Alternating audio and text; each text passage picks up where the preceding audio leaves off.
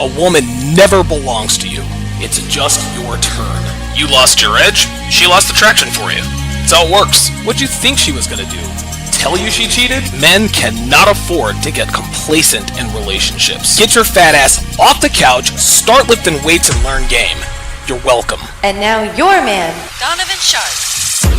Ay, ay, ay, ay, ay. What's up, guys? It's your man, Donovan Sharpe, and welcome, mercifully welcome, to the 1159th edition of TSR Live, your daily dose of toxic masculinity, misogyny, and small dick energy. Holy, guys, I probably crashed out about 5 or 6 times over the last hour, man. Whew. Man, oh man, oh, Jesus Christ. Listen. And by the way, guys, I sincerely apologize for the lack of quality in my camera. For whatever reason, you guys know that I normally use my iPhone as my main camera. For whatever reason, there was that delay again, and I couldn't fix the delay. I couldn't fix the delay, and not only that, I was having issues with my soundboard, and then, oh my God, it's just, listen, man, look. Listen, don't feel sorry for me. I'm not asking for your sympathy or anything like that, but I will say this: for those of you out here who think you want to do this for a living, you just need to you need to resolve your mind to this one immutable fact that comes with being an internet personality. Okay? You are going to have technical issues on a daily basis. This is just how it is. This is just how it is. This is exactly why Fresh and Fit After Hours never starts exactly on time. Guys, I've been on Fresh and Fit, Jesus Christ, 35, 40 times, man. 35, 40 times. We never start on time because this is just, it's part of the game. This is the nature of the beast. Luke Red Pill Perry in the chat says, yeah, we do it live. Yeah, man, we do it live. This is just the nature of the beast, man. I mean, I wish there were, this is just the nature of the beast. Today's pre-show preparation. I happen to have all of the technical difficulties. Geesh. That being said, finally we are off the ground, guys. I have a fantastic show in store for you today. We are going to talk about I'm going to react to a video called Black Fatigue from a White Man's Perspective. That is going to be crazy. Diddy's former bodyguard appeared on Piers Morgan, and he dished all the dirt. We are also going to listen to sort of a rendition of Cassie Ventura's testimony. Dude, blood-curdling stuff. Cassie woke up and chose violence when she walked into the courtroom, as she should. Diddy is an absolute demon. He is. I can't even begin to describe the character of this man. I'll put it to you this way, guys. They say God forgives all sinners, no matter what, right? No matter what you've done in your life. I'm going to tell you what, man. I can't see if God really exists the way Christianity describes him. I can't see a way God forgives Diddy for what he's accused of doing. I'm sorry. There are just some things that are unforgivable. Diddy committed unspeakable, unforgivable crimes to so many people for so long. I don't see a way for him to get into heaven. I really don't see a way for him to get into heaven. I really don't. So we're going to talk a little bit about that. I'm going to react to the Pearl and Andrew Wilson podcast. Also, we are going to do a loyalty test. We're going to do a loyalty test video. We haven't done one of those in a while. And yes, of course, we will be doing Hard R Police videos featuring Hard R Bingo. Fantastic show in store for you guys today. Because I'm off to a little bit of a late and slow start. If you want, I only want you to pull up if you have a disagreement. I only want you to pull up if you have a disagreement. If you agree, please just allow me to get through the show. And I can have you on some other time, but only if you disagree. Only if you disagree. Okay. All right. Reverend Brown with the $10 super chat said the Kansas City Chiefs were trying to sabotage your stream. They wanted revenge for that Super Bowl beatdown. Yeah, we get to go up to Kansas City and beat those boys down again. We get to beat those boys down again. By the way, for those, and you guys remember all last season, Nick Wright was the #1 Eagles hater. He was the #1 Eagles hater. He wanted to fire Sirianni every week. All we did was blow good team out after good. Dude, we blew out the Bengals. We blew out the Ravens. We blew everybody out. Kicked everybody's ass. And to be honest with you, the one game we really truly lost was week 2 against the Falcons. And even there is even an explanation for that, because we had just the Eagles had just played a game in Sao Paulo, Brazil. So that took a little bit of wind out of our sails. Then when we lost to the Tampa Bay Buccaneers, I think the week after we beat the Saints to go 2-2, or to go 2-2, we were missing Devontae Smith and A.J. Brown. And then later on, the Washington Commanders, when they beat us, Jalen Hurts had a concussion for that game. He missed 2 games. Now I'm not going to sit here and say that the Eagles were going to be undefeated, like Lane Johnson has proclaimed. But all year long, despite the fact that the Philadelphia Eagles were by far and away clearly the best team in football, this man shit on the Eagles and Nick Sirianni for one reason and one reason only. And a lot of you guys might not remember this.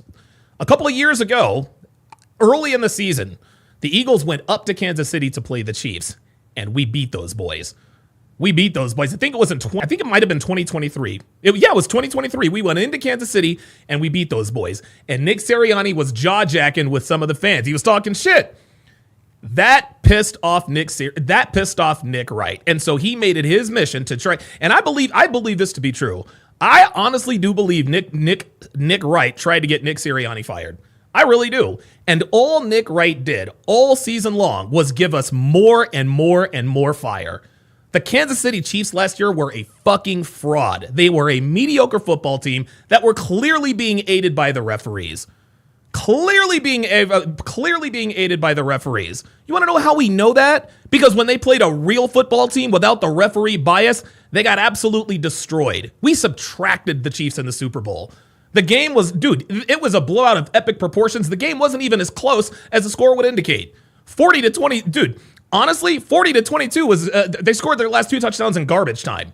That's when we pulled all our starters. We had Kenny Pickett in there throwing around passes. We had 6th and 7th round draft picks getting in. Hey man, I get to get some action in a Super Bowl against the Kansas City Chiefs. The Chiefs, our number ones beat the Kansas City Chiefs number ones 40-6. Okay. Then Kansas City managed to tack on a couple of garbage touchdowns against our 2nd and 3rd string guys. Fuck what you heard.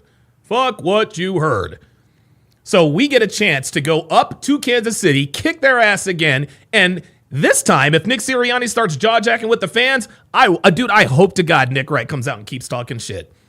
I hope he keeps talking shit. And I told Devin, I said, if we make the Super Bowl, I want Kansas City. You guys all heard me. Man. I told him I want the fucking Chiefs. And God damn it, we fucking got him and we handled our business. Let's see. Luke Perry with the $5 super chat says, when you react to the Black Fatigue video, can you read the comments under it somewhere good? Oh, yeah, okay. This is a recording of it, but I guess I can pull it up.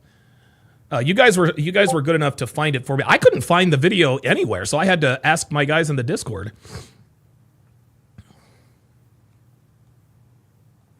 Let's see. Where is it? Oh, interesting videos.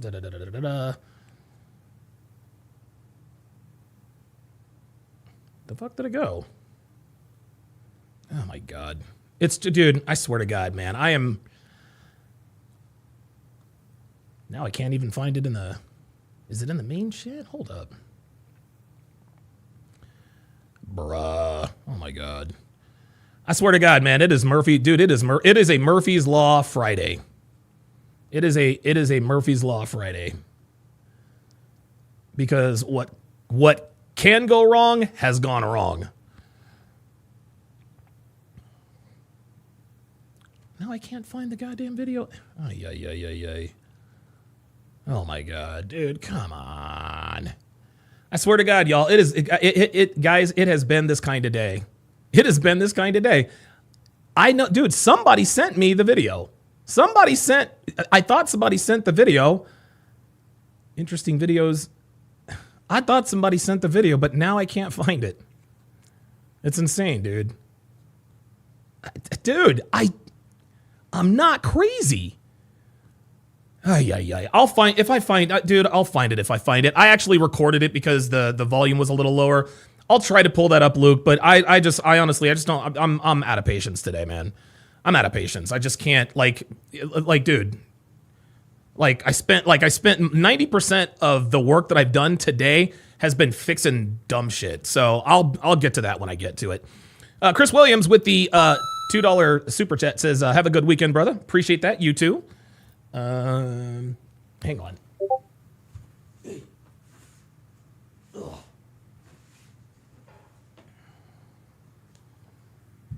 Hang on, y'all.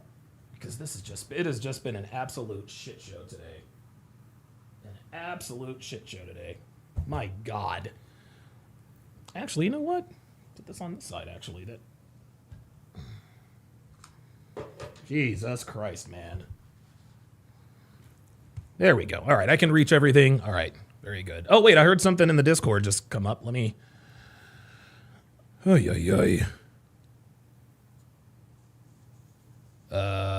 Luke Red Pill Perry. I don't... Oh, boy.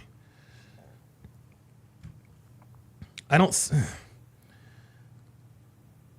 see it. Dude. You added me on something, but I don't know how to... Man, I'm frazzled, man. I'm frazzled. Species 666 says, as a Chiefs fan, I really wondered how we got to the Super Bowl last year and knew we were going to get embarrassed if they played the Eagles. Dude, I told all you motherfuckers, the Chiefs are going to win. Nope. I told all you, somebody said it's in the main chat. Can somebody just guys, just post the fucking video, man. Don't tell me where it is. Just fucking post it. Please, guys. I'm at my wits fucking end, man. Don't at me. Don't just post it in the fucking Discord so I don't have the Hey, look, I don't want to know where it is. Just fucking post the goddamn video, y'all. Jesus Christ. I'm about to crash out. I'm about to crash out over here, man. I don't need to be told where it is. Just put it in the main chat in the Discord so my dumb ass can just click it and go. I don't need any roadmaps in terms of where it is and click this and click that. Luke Perry said posted. I don't know why I can't fucking find this goddamn video. Never mind. You know what? I can't do it anymore. I'm not doing that. Like I'm literally crashing. I'm literally crashing out in real time. You guys are witnessing a Donovan Sharpe crash out. Shout out to Rack90 with the $20 Cash App. Rack90 with the $20 Cash App. Appreciate that very much. If you want to send your boy, Opinionated Junkie with the $2 super chat says Donovan would 100% smash Megan. Oh my God. Oh Jesus Christ. Opinionated Junkie, my guy. Do you know this about me? Yes, he's a lifetime snow bunny hopper. I would negative 670% never, dude, I wouldn't touch that bitch with a 10-foot fucking pole. Fuck with you, bro. Yo, your ass must be new here. Your ass must be new here. Yo, Dr. Kraus says count to 10, my nigga, man. I'm gonna have to, y'all. Like, seriously. Oh, there it is. Thank God. I'm gonna have to count to 10, my guy. Like, real talk, dude. Like, fam. I was about to start destroying everything. Holy God. Yeah, Opinionated Junkie, my guy. I swear to God, you niggas, man. Yeah, that's the video. You niggas crack me up. Don would 100%. Smash Megan. Emmett Trill says Don Light. No. You guys, I'm not being facetious. Guys, I don't fuck with these hair hat wearing bitches, y'all. I'm sorry. I do not fuck with these hair hat wearing ratchet ass hoes. Fuck no. That is a hard no, full stop, 1000%, would never, ever. Are you fucking kidding me? If you honestly believe I would smash Megan Thee Stallion, you have no idea who and what the fuck I am, brah. Emmett Trill says that Don is low-key a chocolate bunny hopper. I hope you're kidding. Are you just fucking with me? Like, are you like are you fucking around? Like are you playing with me? Jesus Christ. Yeah. Luke Red Pill Perry says, "Oh no, you must be new here, Finn." Oh, Emmett Trill is not new. Oh, Emmett. He says, "You must have ain't seen how Megan can twerk." Nigga, twerking does. Oh my God. Emmett, don't do it, bruh. Emmett, my guy. I don't know, man. Look, I'm not saying. I'm just saying. You starting to give off. Look, my guy. You starting to give off nigga vibes. Man. Like, what the fuck? I must not seen how she can twerk. Are you serious? Oh my God. Okay, Emmett, like, you're really, I don't know. Oh, he says I'm playing. Okay, so you're not playing. Yeah. Okay, I had to break out the niggadar. Woo. I was about to say, and surely you don't honestly believe that I would fuck Megan Thee Stallion. Oh my God. Oh, Jesus fuck. Hell no. Dude, no. Oh, hell No. This is what's the question? Is this a snow bunny situation? Yes, it is, Dr. Umar. This is a snow bunny situation. This is a snow bunny situation.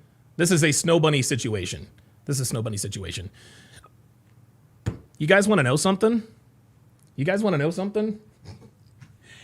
know what I have not taken today? This is why you guys know. I tell the truth about kratom and shit. This is why you guys know I tell the truth about kratom and my dependency on it. Okay? It just occurred to me that I have not taken kratom all day today.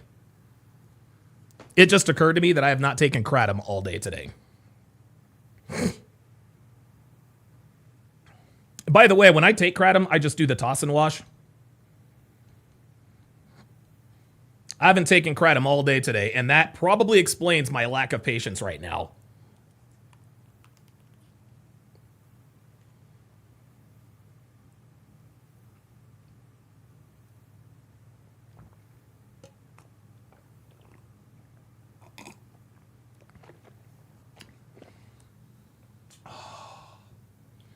Okay. That is my version of counting to 10, guys. And sometimes Devin, she will ask me if she starts, yeah, I got my kratom right here, man. I got my kratom right here. Ice Dragon Kid says, you can accuse Don of many things, but not playing in the mud. Real shit. Nope. Pardon me. Opinionated Junkie says, what about Cardi B? Are you, bro? Wait, hold on. Wait a minute. Opinionated Junkie. If I wouldn't fuck Megan Thee Stallion, what in the ratchet ass hole makes you think? What makes you think I would ever go near Cardi B? Yeah. All right. Well, while I wait for my core temperature to reduce. Jesus, we are off to an interesting start. Gabez 8 says snow bunnies all day, every day, Donovan. Yes, sir. Yep. Jose says the Timberwolves going all the way to the championship. I don't dislike that take. I do not dislike that, man. Anthony Edwards is balling the fuck out. Charles Merchant, blast from the past with a $20 super chat. Charles Merchant, dude, Charles Merchant has been following me longer than any of you. This guy, dude, Charles Merchant has followed me since before Dr. B84. That's how long Charles Merchant has been around.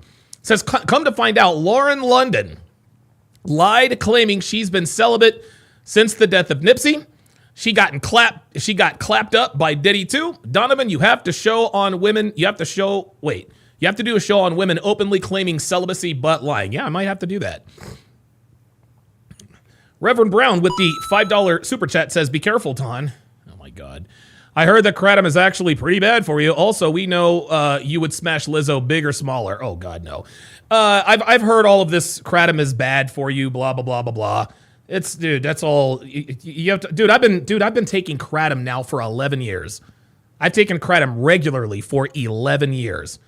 When bad things happen to people when they take too much of it for too long, okay? They don't give themselves, they don't give themselves a washout period. When they don't give themselves a washout period and allow their system to sort of restart, that's when it's bad. That's when it's bad.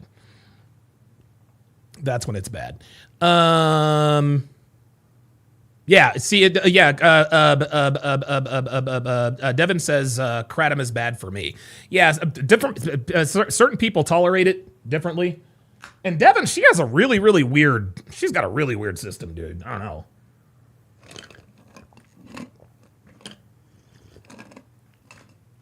Anyway, the one thing I don't like about kratom is that it tastes fucking terrible. But it is what it is. It is what it is.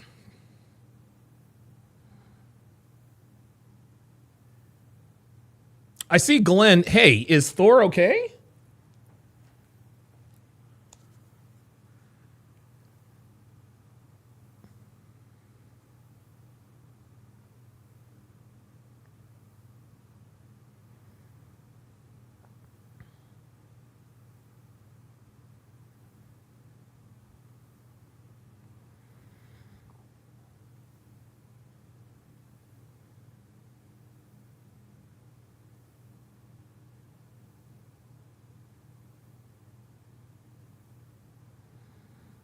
Oh my God. Oh my God. Oh my God. Lord Celtic Bat says junkies take kratom. Yes, junkies take kratom to get off. Oh my God.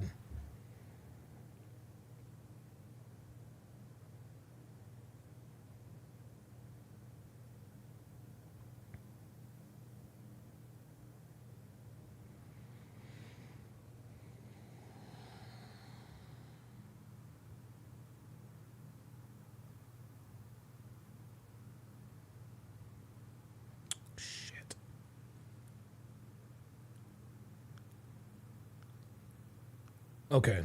All right. Okay. All right.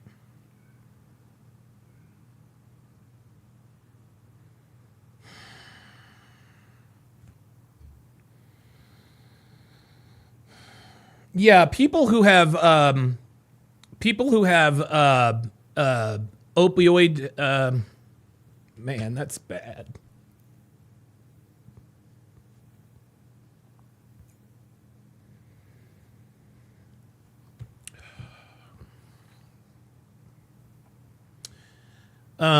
People who have, let me get myself together here. People who have opioid dependency or heroin dependency, they often take kratom to help them beat it. So.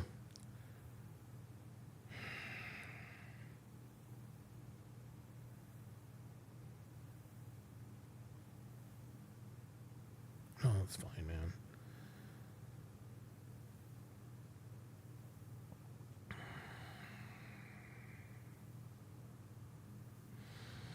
All right, guys. So I'm not going to make any announcements or anything like that.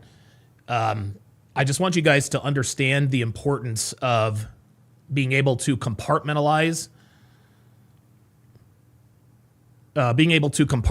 something and sort of carry on. So yeah. So I'm gonna have to put my feelings aside, and I'm gonna have to soldier on. No. We're gonna soldier on. We're gonna soldier on. Huh? Lord Celtic, dude. You know what? LKB, bro, you're out. You're dude. Honestly, no, you're out of here, man. Dude, I don't know if you're a friend or a foe, guy. Like, you come in here, like, dude, you come in here all the time and talk and give me these sideways compliments. Man, get the fuck out of here, man. Fuck you and the horse that brung you, man. Get the fuck out of here. All you do is come in here and cause a bunch of fucking trouble, acting like you're a fan of mine. Oh, so it's an opioid. Nigga, shut the fuck up, man. And get the fuck out of here, man. That's the only reason why you come in here, is just to be stupid.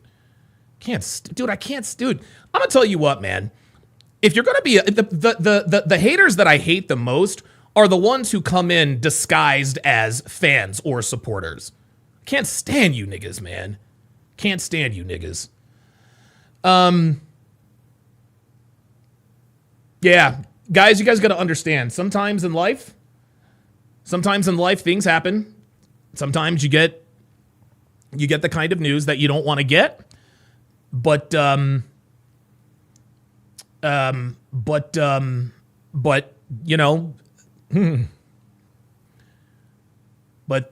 know, in life you have to fight on. You got to fight on. And so we are going to do the show, and we're going to get through this. We are going to get through this.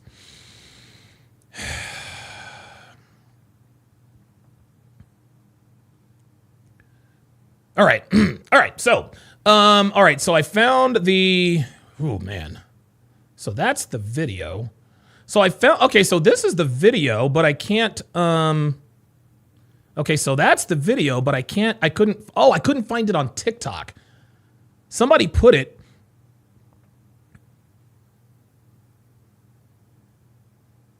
Mama says, ban me, bish. If you're going to swear, you may as well go all the way, bruh. May as well go all the way. Yeah, dude, I knew Mama was a, I knew that was a troll. Anyway. Okay, so Black Fatigue has been obviously it's been a trending hashtag. It has been a legitimate trending hashtag. And so we haven't really heard. We've heard a lot from white women, black women, black men and black women on this Black Fatigue, but we haven't really heard much from white men. And I actually saw Anton Daniels react to this, and I wanted to know where the fuck it's at, where the fuck the video is. But of course, my stupid ass, I'm looking at it now. I can actually see where the video is. So now I can go to TikTok. S. Boderman. All right, give me a second. Want coat? Yes. Thank you. Oh.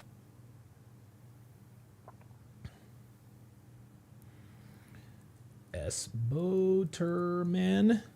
Is that who it is? Oh, that's it. All right. Okay. S. Boderman Black. Oh. Okay, finally. Okay. It's funny. Oh, there it is. All right. Got it. Black Fatigue. There it is. Okay. All right. It's all over my FYP. Okay. Finally. Okay. So we did it. I know how this. Oh yeah, we gonna get into that too. We gonna get into Diddy too. We gonna get all up into Diddy. Pause for you motherfuckers out here. All right, so this guy who goes by the name of S. Boderman, 3 days ago, gave his take on Black Fatigue, and we are going to react to that right now, I think. All right, here we go. world works after. Oops. page. Thank you. I am so happy that this is being... Okay, wait a minute. Hold up. Hang on a second. Hold up. I'm up here, Callie. Dude, this has just been an absolute shit. This has been a shit show of a... So the video is not really playing that well, but thankfully for me, I had the presence of mind. The fuck did he... So we'll go in and we'll react to the comments. Black fatigue. There we are. It's all over my FYP page. Thank you. I am so happy that this is being brought up. And oh, by the way, for us white people that have been around the block a long time, this isn't new to us. We've been dealing with this for over 40 years. What? Here's my story. This is about 2015. That nigga said Diddy fatigue. No, Cassie had Diddy fatigue. I'm at Put-in Bay. Put-in Bay's on South Bass Island in Lake Erie. There's a bunch of bars out there. It's a great place for adults to go play. Think of Pat Daly, Mad Dog Adams. If you don't know those guys, think of Jimmy Buffett. I'm sitting on a bench on Delaware waiting for... By the way, Jimmy Buffett was the favorite recording artist of my my ex-wife, Darcy. My ex-wife Darcy used to love Jimmy Buffett. And I don't really listen to Jimmy, but I've got a few of his songs, but there was a time in my life where I knew all of the words to every Jimmy Buffett song. My wife, who's in a shop, shopping.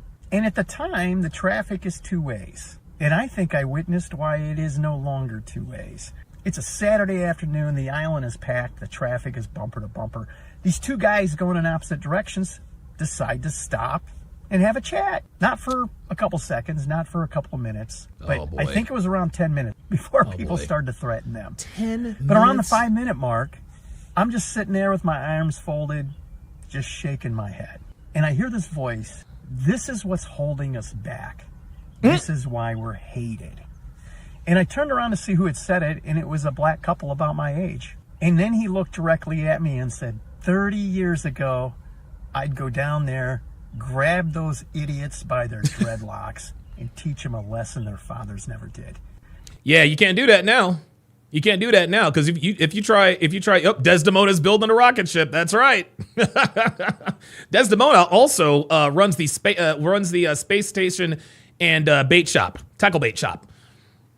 But yeah, you can't do that now. You can't run up on niggas and try and teach them a lesson because you guys know what will happen, right? You guys know what will happen, right?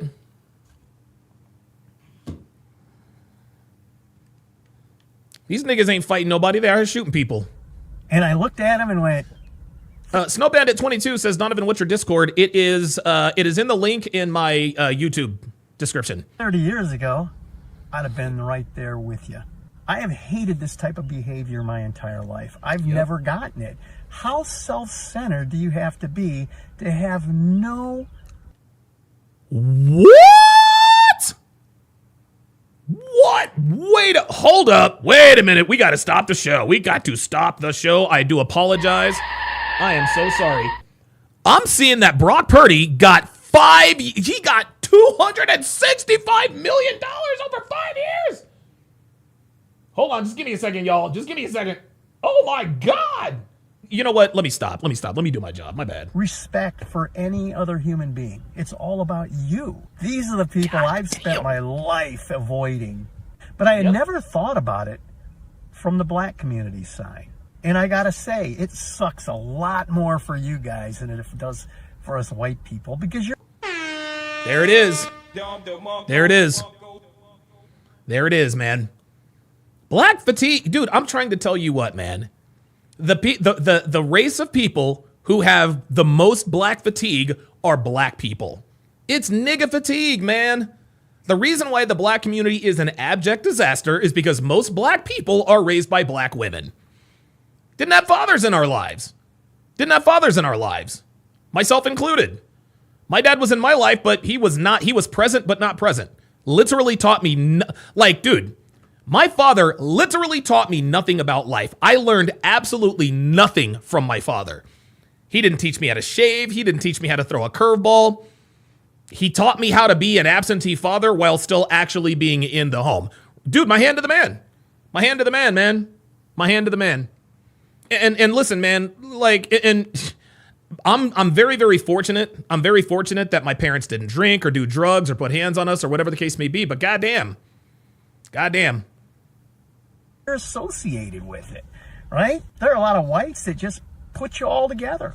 And it has slowed down the healing of this country. Yes, it has. Seriously, 40 years ago, racism should have been over. Unfortunately, the Democratic Party has continued to fan the flames of racism to make he is money not lying. and to get votes. I'm so thankful that a lot of you are waking up to this. And again, I can't stress this enough. This isn't a black thing. This is a behavior thing. Yes, absolutely. Absolutely. It's not a black thing. It is a culture thing. It is a behavioral problem. My closer friends are black, and I love and appreciate them. And I'm very thankful that they have not allowed the crappy behavior out of some to drag them down. Well, I hope you're having a great day. I hope to see you tomorrow. Damn. So even white people are getting tired. Or white men are starting to find their voice. Guys, I've told you. People are gonna start doing this. Okay. Let's see. Okay, so, now we are going to talk about Diddy. Holy shit. I was sent this video.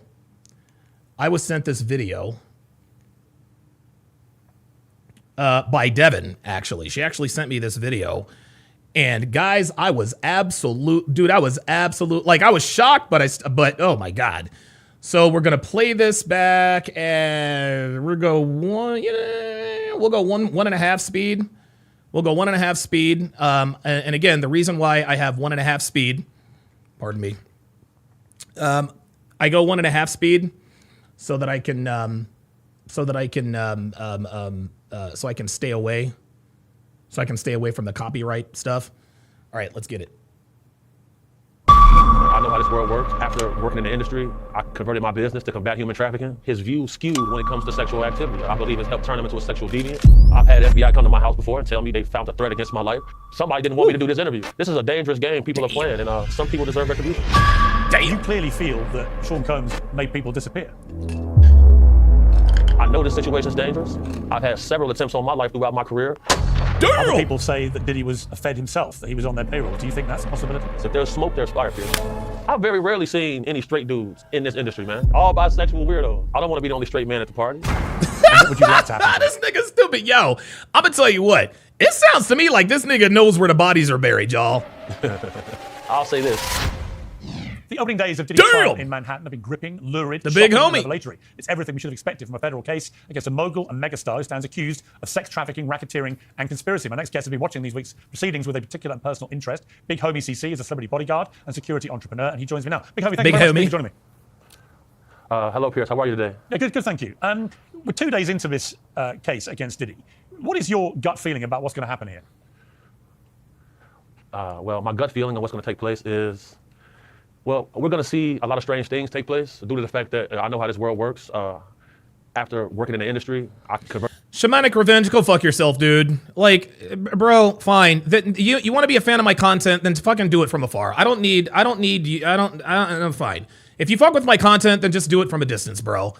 Just do it from a distance. Look, listen, man, guys, I'm a flawed individual, okay? I think what a lot of you dumb niggas really sort of kind of don't realize here is that we're people too. We're not perfect. Characterizing my use of kratom to help with my temper problem and characterizing that as drug use, that's just being dishonest. Okay? You're being intellectually dishonest and disingenuous. Okay? Kratom is what, dude, kratom is used by many people for many reasons. I use kratom to quell my temper problem. I have a diagnosed intermittent explosive disorder, which means I get pissed off really quickly. I use kratom to help to quell my temper. Characterizing that as drug use or it's an opiate, come on. You and I both know that that dumb nigga was trying to make me look like some sort of a drug addict or whatever. And I have openly and freely admitted, you guys, dude, look, man, I have openly and freely admitted, dude, almost all of my skeletons are out of the closet. Okay. There was a 3.5 year period. There was a 3.5 year period when I lived in Las Vegas where I was probably addicted to cocaine. I have probably snorted my weight in cocaine in my life. I've said this many, many times. I even made fun of it. In, the Cocaine Chronicles of Donovan Sharpe. Just trying to bring a little bit of laughter, right? It was a serious problem, got me into a lot of trouble. It came for it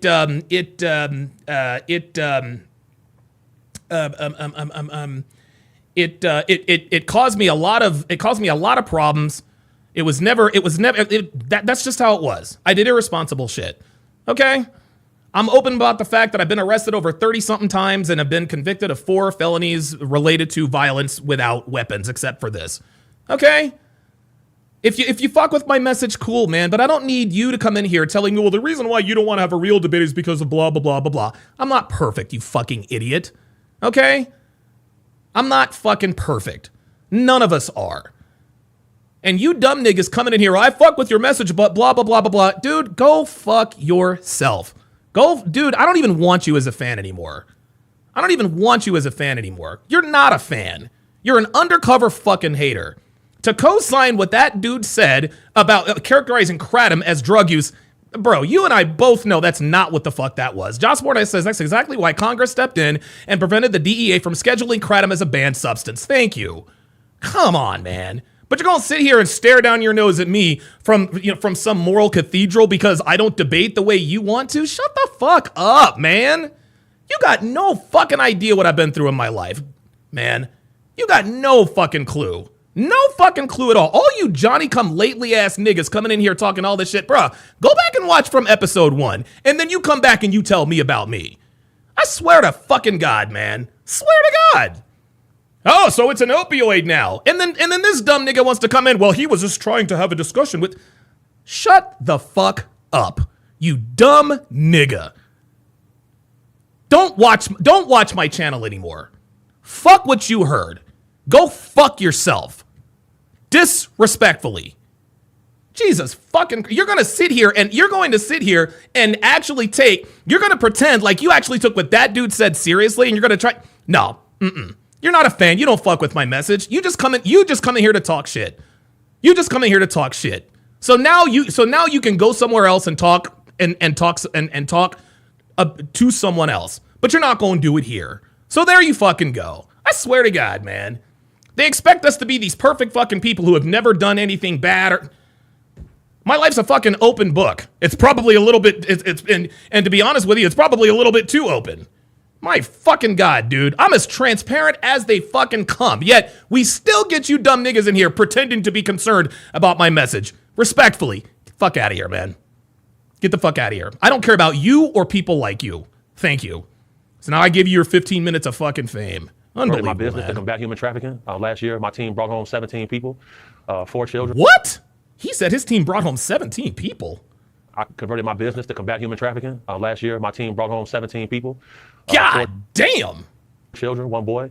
And whenever these trials come about, the closer you get to the trial date, a lot of things start happening to remove people from the case that are going to strengthen the case for the prosecution. And I feel like we're watching that take place now with one of the male sex worker guys who provided tapes to the feds. He's disappeared. Oh shit! Now that I didn't know. Similar to what, dude, I must not have been paying attention. So the dude that brought the tapes to the feds, all of a sudden now he's disappearing. Damn. Happened in the Tory Lanez case where the bodyguard whose DNA was on the weapon, he disappeared. So damn, the bodyguard in the Tory Lanez, man. I expect to see a lot of strange things take place. I expect to see the defense team do a lot of steps to lighten the image of Combs, and we've been watching that take place. From what you know about him, Sean Combs, obviously the perception of him has changed dramatically since these allegations were made and since he got charged. I mean, from everything we're seeing now, he seems a very unpleasant, nasty, violent piece of work. Is that a correct assessment? The assessment is going to be correct. So what I've learned is whenever you see a gentleman like this from affluence and power, Whenever they have an addiction to MDMA Dr. Krause says, my mom crashes out if she doesn't get her coffee. Real shit.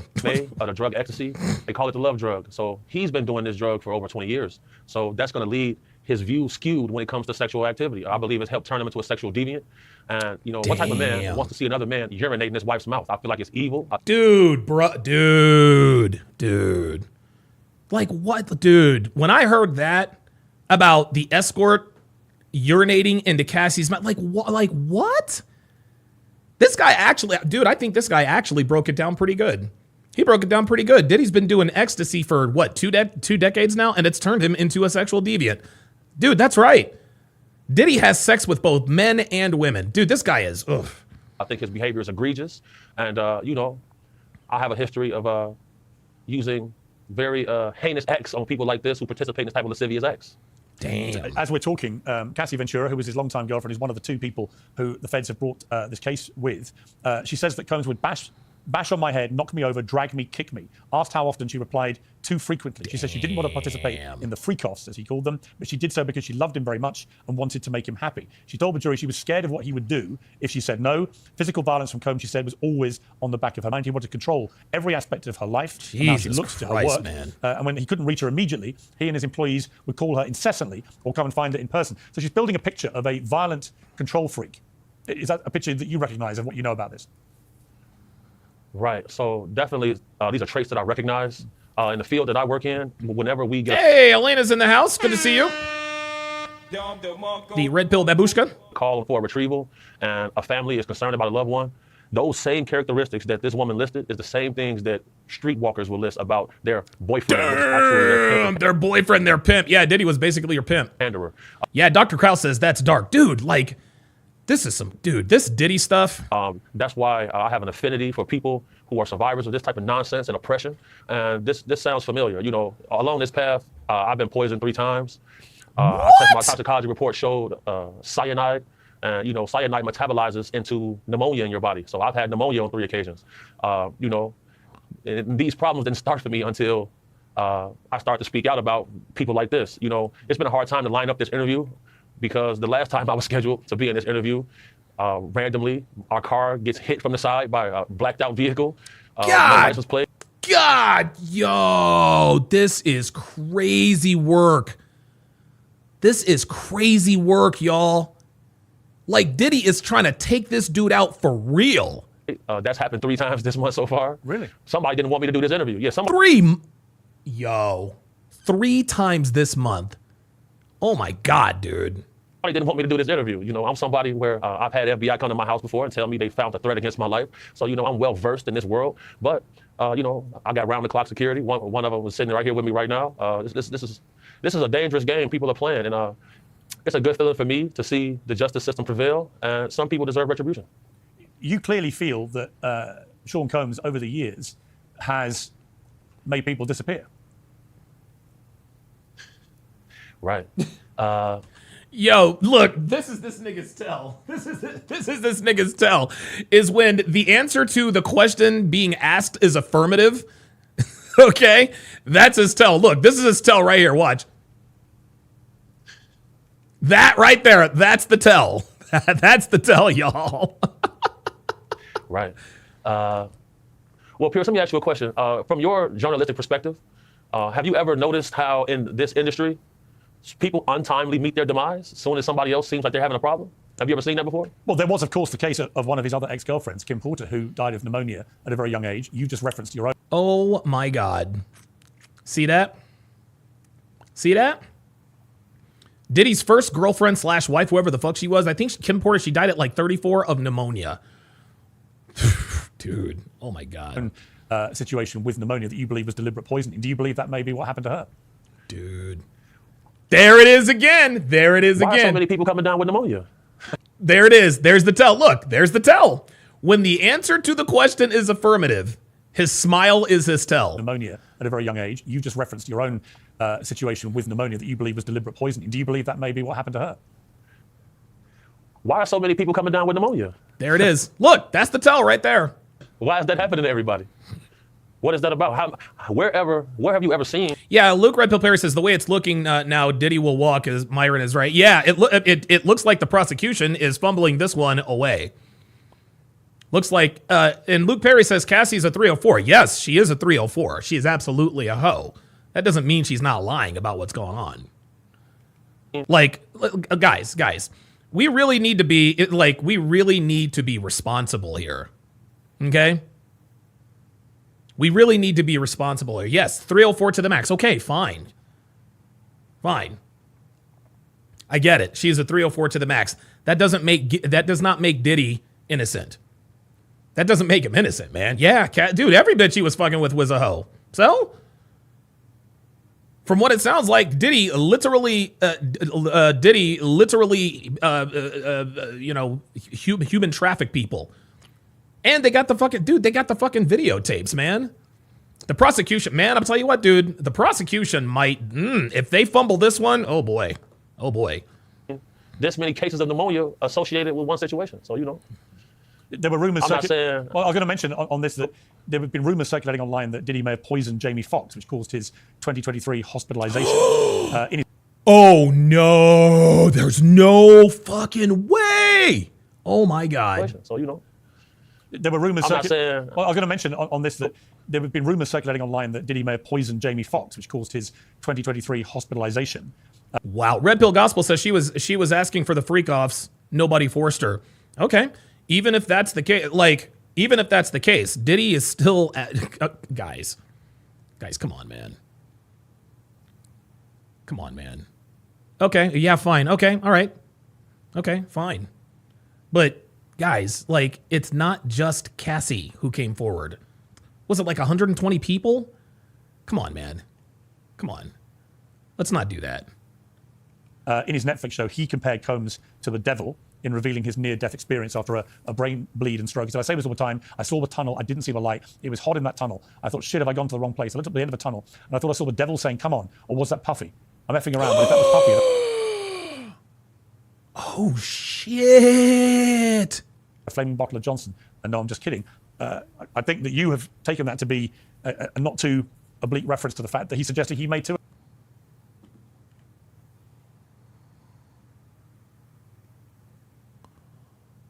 Oh my God. Yo, dude, this guy. Oh my God. Would be poisoned. Oh my God. Jamie Foxx said out of his mouth that his partner handed him an Advil, and after he took that Advil, he woke up 22 days later. Wow. What? Yo. That's what he said out of his mouth. I feel like us as a species, I feel like human skepticism has become a virus, because if we don't trust the words of our peers, where are we as a species? Eyewitness testimony and circumstantial evidence is enough to get a person a life sentence in any court on the earth. Why is it that when people are whistleblowing and putting their life and livelihood on the line, they receive so much scrutiny? I don't think that's by chance. Tax day has passed, but for millions of Americans, that's where the trouble begins. Damn, fucking Jamie. I didn't even think about that. Damn. I mean, why would Diddy want to poison Jamie Foxx? Yeah. If you know. Very good question. That's a very good question. Why would he want to poison Jamie Foxx? That you have, well, just to give some insight to people watching, when you come under federal investigation, they send you a target letter. You get informed that you're being investigated. So If you wanted to tie up loose ends and you were concerned that people that you knew could incriminate you, you may have interest in eliminating them. We've seen this all throughout history. I mean, this sounds kind of mafioso stuff, but I Hell sense that yeah! you're talking from a lot of experience here, that you genuinely believe this is a highly dangerous situation involving a highly Luke Perry says, I still can't believe Q-Tip. Yeah, right? dangerous man with very dangerous people acting on his behalf, potentially. Oh, yeah, I'm definitely speaking from experience. This is definitely a highly dangerous situation because this guy was the middleman. He was the party guy. He was the person who lined up the parties and festivities for a lot of guys a lot more wealthy and affluent than him. So, I'm a person who believes that the Epstein's list is very similar to Diddy's list. Shit, that's real shit. That's real shit right there. And I'll bet you their lists overlap a lot. I'm a believer in that. And, whenever it comes to protecting women and children, I'm going to be fierce.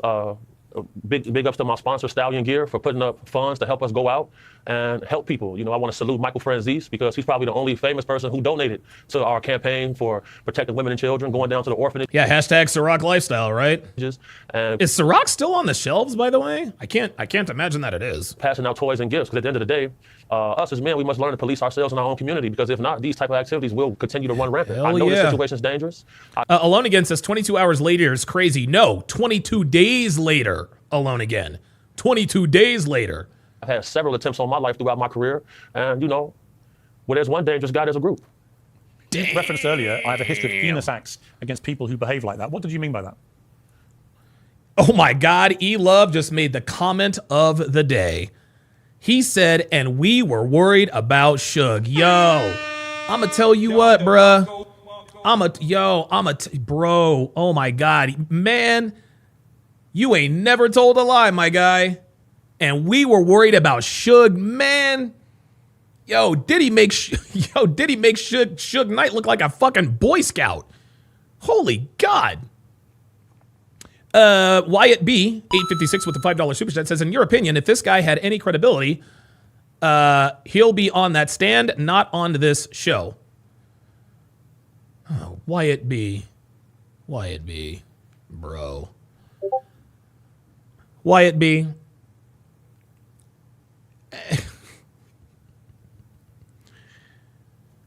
Are you seriously trying to indirectly suggest that Diddy is not guilty of all of this? Because those are the, and I appreciate the support, like genuinely I do. But those are the kinds of, I call those degree questions. You guys have heard of the 6 degrees of separation to Kevin Bacon, right? 6 degrees. It's almost like you know this person who knows that person. You know, you go all the way up the line. Everybody's related to, in some way, to Kevin Bacon by 6 degrees, something like that. That is a degree question. Wyatt B just asked me, in my opinion, if this guy had any credibility, would he not be on the stand? Would he be on the stand and not the show? Okay. The reason why I say that is a degree question, because that indirectly indicates that he is lying. To another degree, if he is lying, then that must mean that Diddy is innocent. So I need you to answer the question, Wyatt B856. I need you to answer the question. Do you think Diddy? Listen, he's facing a slew of charges. He's not going to get convicted on all of them. I don't think it's realistic. I don't think it's realistic to think that Diddy is going to be found guilty on all of this stuff. I think he's going to beat some of these charges. But the kinds of things that this man has been accused of are unspeakable. This guy committed unspeakable acts against so many people for so long, God himself may not forgive this guy. And so I ask you, Wyatt B856, what say you? Are you indirectly suggesting that Diddy might actually be innocent of all of these charges? Well, there's a lawsuit that I'm listed in where allegedly I quipped Combs about his sexual deviant activity, and I protected the plaintiff and pointed a firearm at Mr. Combs. That's what the paperwork says. Wow. They don't have the facts right, but you know, I have a reputation for maintaining a proper balance. What was he doing, Combs, at the time? Yeah, so that's all alleged. So you know they don't really got they don't have the facts correct with that situation. There's some sort of conspiracy going on, because the same law firm that has brought this case, they tried to file this same case last year. They finally got it amended this year, and this same law firm was trying to pay me $5,000 to come talk on an interview. I turned it. Okay, Wyatt B with the $5 super chat says, absolutely not. I do not think he's innocent, but a lot of clout chasing on that man's name is going on also. Listen, man, he says he used to be one of Diddy's bodyguards, man. Like he said it, he has said dude, he said it himself. Piers said it himself. Hey, man, we've tried to get you on 2 or 3 times, but it has been derailed. He just sat here and told us that an attempt has been made on his life multiple times. Why would he lie about that? Why would he lie about that? it down, and then they filed this paperwork. You know, I firmly believe that this lawsuit was filed by people off his side to try to discredit me, other witnesses, and to try to get this current case that he's on thrown out. That's how deep this goes, because the law firm who brought this asinine case, nobody can seem to track them down. How can they have this case amended? Who has the finances to file this type of lawsuit? Yeah. You know, I got to pay Ed Zappia 15 grand to represent me in a case like this while this trial is going on. Something weird is happening. But just to be clear, was there an incident where you witnessed somebody who was being abused or about to be abused or had been abused by... Yo, King Life says, when Tupac wanted to leave, Suge got rid of him. When Biggie wanted to leave, Diddy got rid of him. Remember, both Suge and Diddy kept the rights to their songs. You are absolutely right. And remember also, King Life, remember he tried to strong arm Ice Cube. Or no, he tried to strong arm Dr. Dre. Remember he tried to strong arm Dr. Dre? He tried to strong arm Dr. Dre. Dre said, you know what? Fuck it. I got it in here. You can have all of that. Have the rights to that. I got this in here. And now Dr. Dre is, I think he's still worth $2 billion, maybe something like that. Either way, Dr. Dre did okay for himself after Suge Knight. By Diddy, by Sean Combs, and you intervened and warned him to stop. Definitely. And what can you tell me about that? Yeah, definitely. Well, that's the thing. Like, you know, it's an open case, so like I can't really expound too much on that. But I've had several calls about this guy. You know, I've had several calls about his son. You know, reaching under ladies' dresses, fondling them without asking for permission. You know, where did he learn this behavior from? Where would he learn that from? You know, legendary Dapper Dan said he grew up, he knew Combs' parents, and he said what's going on with Combs didn't start with him. It started with his family. Wow. The same things I see when I'm battling trafficking cases. The most common enablers of this activity are close relatives, families, and friends. Yeah. What? Dude, did you hear? Trafficking cases. The most common enablers of this activity are close relatives, families, and friends. Yeah. That is incredible. That's incredible. Dude, that. I'll tell you what, man, humans, we are capable of some pretty spectacular things. But I'm going to tell you what, man. I'm going to tell you what, dude. We are capable of some just, ay. There are lots of rumors, as you know, swirling about Diddy and have been accelerated by what's happened to him. One of them is that he had something to do with Tupac Shakur's murder. Do you believe that? Well, you know, when it comes to situations like that, you got to look at the list of facts. There's a guy by Dwayne Keith Davis who's currently in a Las Vegas detention center. Yep. And, you know, he swears up and down that Combs promised him a payment to unalive the rapper. And that's right. And he didn't get the payment. And the rapper became unalive. Then, you know, FBI say Eric Von Zip intercepted the payment and kept it for himself. Like this, the paper trail wouldn't exist. If there's smoke, there's fire, Pierce. Other people say that Diddy was a Fed himself, that he was on their payroll. Do you think that's a possibility? Oh, that's definitely not, no. Well, you know, that's definitely a possibility. But oftentimes in my culture, being an African-American male, sometimes we can believe that we're bigger than the program. And the moment he decided to sue the liquor company Diageo, that's when all of the onset of these problems started. You know, when you offend a list of board of directors and all of them are richer than you can get the short end of the stick. And that's what we watch happen here. I mean, we've all heard a lot about these freak-offs. Most people I've talked to... I'm telling y'all right now, I think this dude knows where the bodies are buried. And you know what? It's interesting, Wyatt B. I'm surprised that the government hasn't brought him in as a witness. Like, that's actually a very good question that Wyatt asked. That leads to another question, right? That leads to another question. And yeah, look, do I think that I don't know that I wouldn't characterize this as a clout chase. This man's life is clearly in danger. But just because somebody's clout chasing doesn't mean that what they're saying isn't true. You know? Just because, like, a lot of people said The Game Changers, that documentary, there was a clear agenda. Okay, there was a clear agenda in the narrative. Okay, that doesn't mean that it's not true.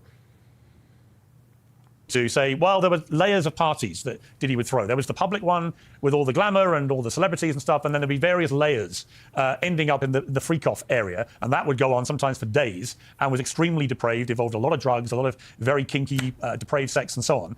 What can you tell me about the freak-offs? For those who don't know anything about this world. Yeah, White B with a $2 super chat says, that's all I'm trying to say. Yeah, no, I got you. Yeah, listen, is there, I don't know, man. Like, I can understand that it could be a clout chase, but dude, like, this guy, I mean, like, dude, and attempts have been made. Like, Diddy's tried to poison this guy. He's, you know, 23 Fresh says he talks too much. Guys, like, I don't understand why people have a problem with this dude putting this information out there. Is there something I'm missing? Yeah, Edward, oh my God. Edward Cross says Caligula. Dude, this dude is, yeah. Yep. Yo, real shit. Real, dude, I'm gonna tell you what. One word to describe Diddy, Caligula. Real talk. If you guys don't know who he is, Google him. What was it? But like I said, I don't know that I would characterize it as clout chase or whatever. And you know, he's wearing Stallion gear, so he's advertising to some degree. But dude, what this man witnessed was I don't know, man. I don't know. Maybe he is clout chasing to some degree, but I don't wonder. I wonder why the government hasn't reached out to him to take the stand. I wonder why they haven't gotten an affidavit from him or anything. Maybe he did give a statement in an affidavit, which is, and you can't lie on an affidavit. That is akin to perjuring yourself on the stand. About the freak-offs that is so fascinating to people, do you think? What people have to understand is swinger parties exist. And that's exactly the lifestyle that this gentleman lives. He's a swinger. And swingers hang with other swingers. That's what it is. Like, the term freak off has become sensationalized by media, but what the true nature and name for this event is going to be called a swinger party, Pierce. And that's what takes place. You people, partners sharing their partner. Wyatt B, 856 says, I'm sure he has some validity on what he is saying. Wyatt, what are we, dude, some validity? Like, why would, like, honestly, why would this man come on here? Like, you guys, Kevin Samuels popularized the phrase, you can't make this shit up. Okay? You can't make, guys, the things that we are hearing about Diddy, you can't make this stuff up. You can't write this stuff. You guys need to check out a documentary. Devin and I recently watched the documentary, and I forgot what the documentary was called, but it was about this, it's the craziest thing you've ever heard. And it's about this Irish guy who marries this woman from North Carolina. This story was so crazy, you couldn't possibly have made this up. I'm sure he has some validity on, like, why would he lie? Like, just given who Diddy is, how far his tentacles reach, why would this man come on,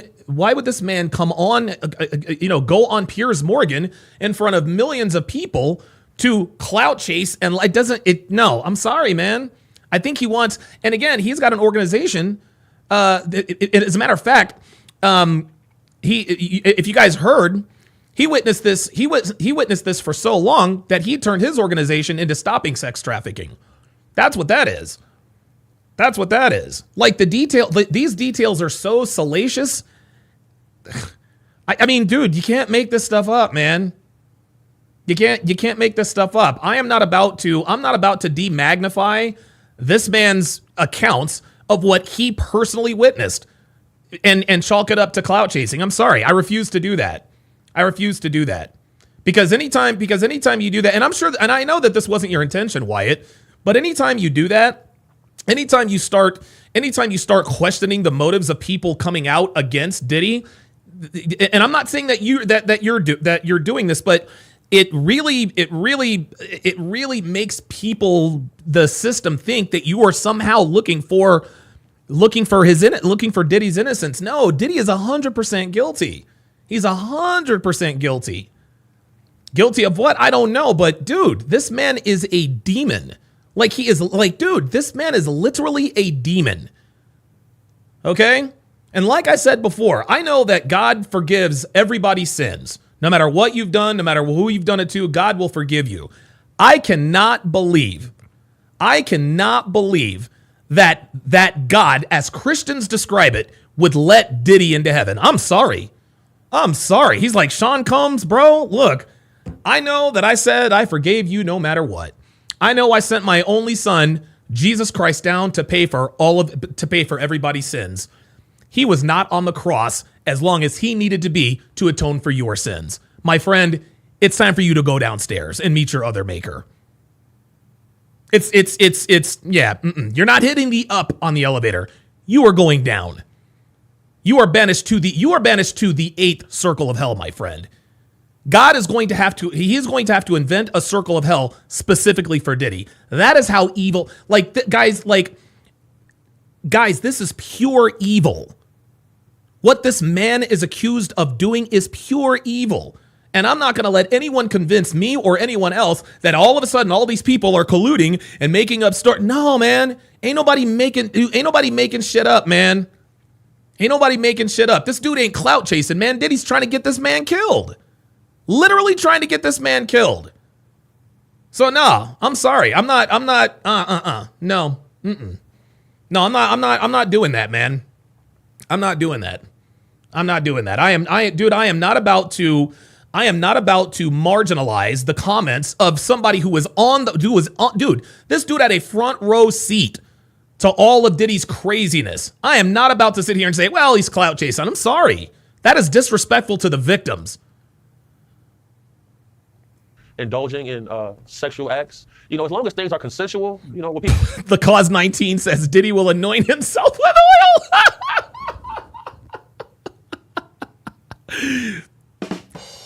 I see what you did there. I see what you did there. People do is their business, but if I'm getting a call because somebody's applying oppression on other people, that's when things become a problem. And I had sit there in a video of the guy Combs walking around collecting everyone's cell phone before they get onto a yacht to go party. Why do you have to collect everyone's cell phone before you go into a party? He's collecting the phones himself. That's what I meant by there's layers to the party. The first part of the event is going to be a normal socializing mixer.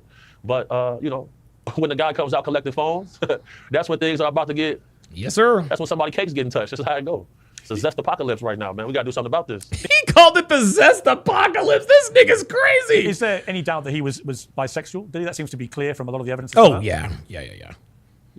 All of these guys are when it comes to that. Like, wow. I've very rarely seen any straight dudes in this industry, man. That's why I pivoted my business. Like, it's like, I don't want to be the only straight man at the party. So, I got to change. That nigga's stupid. He said, I want to be the only straight nigga at the party. All of these dudes are, man. But all of them are. And the freak offs. All bisexual weirdos. Right, you're painting a picture of these freak. You guys want to know something, man? Check this out. The most chilling account of a Diddy, of a Diddy. Now, I will say this. There are women who are coming out who actually fucked with Diddy, who are making false accusations. Okay? Absolutely. Please believe that there are women. Oh, wait a minute. I had sex with Diddy. I can claim he raped me too. And you can always, and when they get in front of the camera and they tell their stories, and when they tell their stories, you can definitely tell the difference between the liars and the people who are telling the truth. And I'm gonna tell you what, man. This one woman, I think her boyfriend used to be Diddy's bodyguard, right? This one woman, dude, the way I'll just put it to you this way. I don't want to get into too much detail because it's YouTube. But how can I put this? The lubrication that he slathered on his penis before he anally violated this woman had menthol in it. Had menthol. Why are you putting menthol? Why are you putting menthol in Astroglide? No. You want to know why he did that? He did that so it could sting. She described it. She says, I could feel the burn. That is how sadistic this man is. This man drugged this woman, bent her over a pool table, anally E-part her with menthol. Guys, I forget which one it is. This is the truth. This woman told this story. He anally violated this woman and added menthol to the lubricant. That is a special kind of evil, man. That is a special kind of evil. She said she could feel the burn. King Life says, I think that was fire and ice lube. Right. And it does not feel very good in the other hole.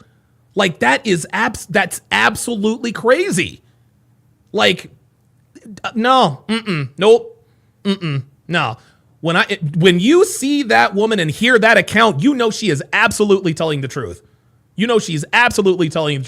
So no, I'm not going to chalk this up to, he's clout chasing. Respectfully, I disagree, man. I respectfully disagree. As being consensual largely, although the issue of the phones is obviously significant and will be tested, I'm sure, in court. But you're also suggesting that it was everyone sort of sharing partners. But isn't the key part of the Diddy case predicated on the fact that he may have been trafficking, in other words, bringing in a lot of sex workers to take part in these as well? And that he, for example, with Cassie Ventura, was, they were having, male sex workers, female sex workers, and so on. In other words, it may have been consensual, but it also involved. Oh my God, Alaskan K said Newport booty juice. Y'all stop. That nigga said Newport booty juice. Oh my God. People who are not, with each other, actual sex workers. Jesus fucking Christ, man. Y'all crazy, man. Joining in. Yeah. So, whenever you see the little guys, the white dudes come in with the spiky hair looking like vampires, the sex workers is arriving. And at the end of the day, shit. Is it consensual if you're promising people a career path and a lifestyle and glitz and glamour, and you're saying, look, we're all doing it. Come join us. You party with us, then I can get you a record deal. I can get you this. That's what's going on to certain people, Robert Anderson said, one way or another, the world is about to get red-pilled fast. You are right about that. You are right about that. Wyatt B 856 with the $5 super chat says, Cassie just lied 3 days on him until they cross-examined her, had us thinking he was a monster until cross-examination today and yesterday. Wyatt, my friend, it sounds to... Okay, let's just say... Let me just entertain this. Let's just say that Cassie Ventura is lying. And by the way, don't forget the elevator video, right? Let's just say for the sake of argument, Cassie Ventura is lying. And listen, we know how these women do when the target is rich. What does that change? Huh? Okay, so Cassie Ventura is a 304 who wanted the freak offs. Okay, fine. That doesn't change anything. I don't know. I don't know why. I just don't understand. Cassie Ventura lying or whatever the case may be. That has literally that doesn't change anything for me. That doesn't change anything for me. The charges, the accusations, the stories. Come on, man. Jesus Christ, man. Yeah, somebody said just come out and say free Diddy, man. Luke Perry says Diddy is guilty, but Cassie is a liar. Yeah, that's what it sounds like. Ooh, you guys stop. Oh, God. I'm going to start banning you motherfuckers.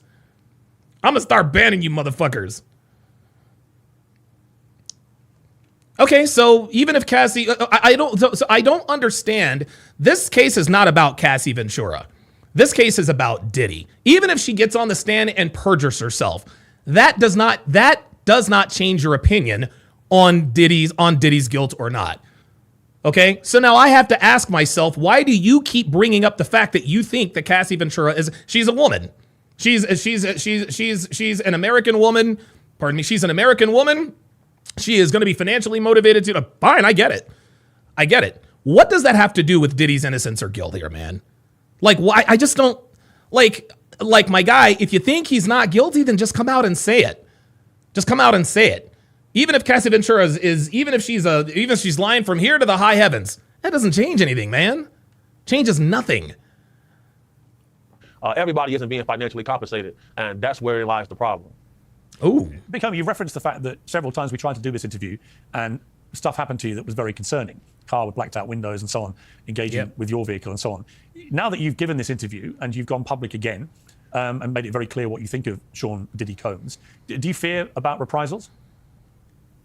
No, I don't fear anything like that. I'm very, very good at what I do, and I'm trained in everything dangerous. I knew what I signed up for. I'm very well aware of the risk. I'm gonna go back into hiding after this, of course, but at the same time. Oliver Wurr says, but is he guilty for Rico Donovan? No, I don't think. No, I mean, and guys, that's a better question for a lawyer or a Myron, but no.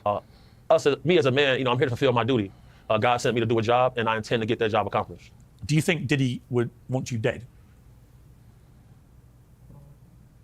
Probably. There's that tell. It'd be in his best interest if I was. There it is. There's the tell. Do you think Diddy would want you dead? There's your answer right there. Good luck with that, though. I've been proven to be hard to kill, though. Shout out Turn Up guys. Shout out to the guys. This nigga's stupid. Just finally, big homie, there's a lot of speculation about what he may have kept on tape. Said finally, big homie. Piers Morgan said finally, big homie. Hold on. I'm gonna play that back in regular speed. It is so funny to listen to British people talk to niggas. My guest this evening is a man who goes by the name of the Big Homie. Big Homie, thank you for making time for us this evening. Big Homie, can you explain to me what your role was in the Diddyverse? You dead. Listen, Big Homie. Probably be in his best interest if I was. Good luck with that, though. I've been proven to be hard to kill, though. Shout out Turn Up guys. Shout out to the guys. Just finally, big homie, there's a lot of... Finally, Big Homie. That's just funny. I don't know. I don't know. Sometimes I just... Sometimes it's guys. I am not. I'm gonna tell you what, man. One thing that Devin can tell you unequivocally. Jossborn X says your British accent has gotten better. Yes, it has. Yes, it has. One thing that Devin will tell. One thing that Devin probably knows but has never voiced is that I am easily entertained. It does not take long for me to be entered. It does not take much for me to be entertained. Wyatt with the $2 super chat says, "Say okay, I'm gonna say it. Free Diddy." See, you guys, you can always like, and I don't know if he's joking or not, but it wouldn't surprise me if Wyatt B wants Diddy freed. Just there you go, man. There you go. Like, I've never seen him in the chat before. But he wants to make a big, well, this guy's clout chasing. Cassie Ventura's a liar. Well, wait a minute. Do you think Diddy's guilty? No. I think he's guilty, but Cassie Ventura's a liar. She lied on the stand for 3 days. My guy, it sounds like it sounds like you think Diddy's innocent. It sounds like you think Diddy is innocent. Anyway, speculation about what he may have kept on tape. And I think you've talked about the fact a lot of these guys like to keep trophies, memorabilia, Absolutely. souvenirs of their depravity, if you like. Just tell me about that briefly. I mean, was that part of the modus operandi for the freak offs and everything? Yeah, so what I'll say is, throughout my career path, we may end up with a pedophile's phone. And in that phone, you'll see a list of trophies. And oh my when God. it was announced that he had CCTV film cameras in the house, the Gauze19 says, my guest this evening is a former participant in Mandingos. And when the Homeland Security did the initial raid, Alaska K says, finally, Mr. Biggest of Homies. They didn't inform the raiding officers whose home they were raiding because they had information that he might have been protected. And, part of Epstein's thing was to get people in precarious situations, and then you have this footage that you can use against them to be able to have your way with what he is talking about. What he is talking about, guys, is, and Jason Whitlock talks about this a lot, when the elites want to control you, they sexually compromise you, okay?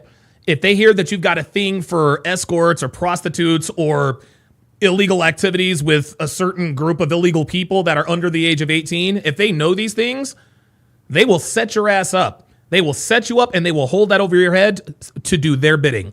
That's what happens. Champions of the industry, able to control policy. He does the same thing. There it is. So, if you want to be able to seal a big deal and there's a guy likes to party, it's easy to set that up. Told you. There it is. You send a guy a screenshot like, yeah, man, you had such a good time with those 2 underage girls yesterday, man. You remember this video right here? There it is. There it fucking is, man. There it is. That person is going to have some incentive to help you out in what you need them to do. It's the same. We've seen this over and over. There it is, man. What do you think is going to happen to him? And what do you want to happen to him? I actually think he may get off. I think he might get off. I've seen straight. Okay. That is troubling. That is troubling, guys. That is troubling. This man who knows where all the bodies are buried. Wyatt might actually get his wish. Wyatt might actually get his wish, man. Because this dude clearly knows how this works. This dude clearly knows how the game works. And Myron, dude, I've been watching Myron's coverage, dude. I mean, Myron knows what he's talking about as far as the law and all this other kind of stuff. The prosecution is fumbling this. And now we have one of his henchmen, his former henchman, telling him that, yeah, he might get off. Jesus Christ. Oh my God. Well, Wyatt, you might have your wish. You might get your wish. Holy moly. Wow. Crazy work. Damn. Stranger things take place. They offered him a plea deal of 15 years. He turned it down. That's that. At first, they were saying life. Yo, Holloway Monopoly said Lord Niggasworth from Niggershire. You said Niggershire. Lord Niggasworth from Niggershire. Then he went to 15 years. I wouldn't be shocked if he got off. Dude, did you hear that? So this man just said that the government already came to him with a plea deal. 15 years. 15 years. Diddy said no. This man might get off, man. This man might. You want to know what's going to happen? You want to know what happens if Diddy gets off? People going to start dying. People are going to start dying. People are going to start dying. They offered him a plea deal of 15 years. He turned it down. That's that. Oh my God. Dr. B84 with a 400. Dude, I don't even have a Don DeMarco for a $400 super chat. Holy God. You know what? That's it. He said 400 Discord members dropping a legendary super chat even after a long week of work. I'm off next week. Found you around 2018 and the RP and never looked back. Okay. So Dr. B84 has reached rarefied air, my friends. Dr. B84 has reached rarefied air. From now on, from this day forward, no matter the amount of Dr. B84 super chats, whether it's $400, $4, $1, $2, he gets a Don DeMarco. You have earned that. Thank you very much, my friend. I greatly appreciate the support from you and those like you over the years, man. I really appreciate that. Thank you. At first, they were saying life. Yo, this dude, Holloway Monopoly said Negerus Snape. Then he went to 15 years. I wouldn't be shocked if he got off. Dude, so they already offered him 15 years, and he said no. And Myron's out here. I'm gonna tell you what. If Diddy gets out, yeah, Robert Anderson says Diddy has too much information on very powerful people. You want to know something, man? I think he might actually get off.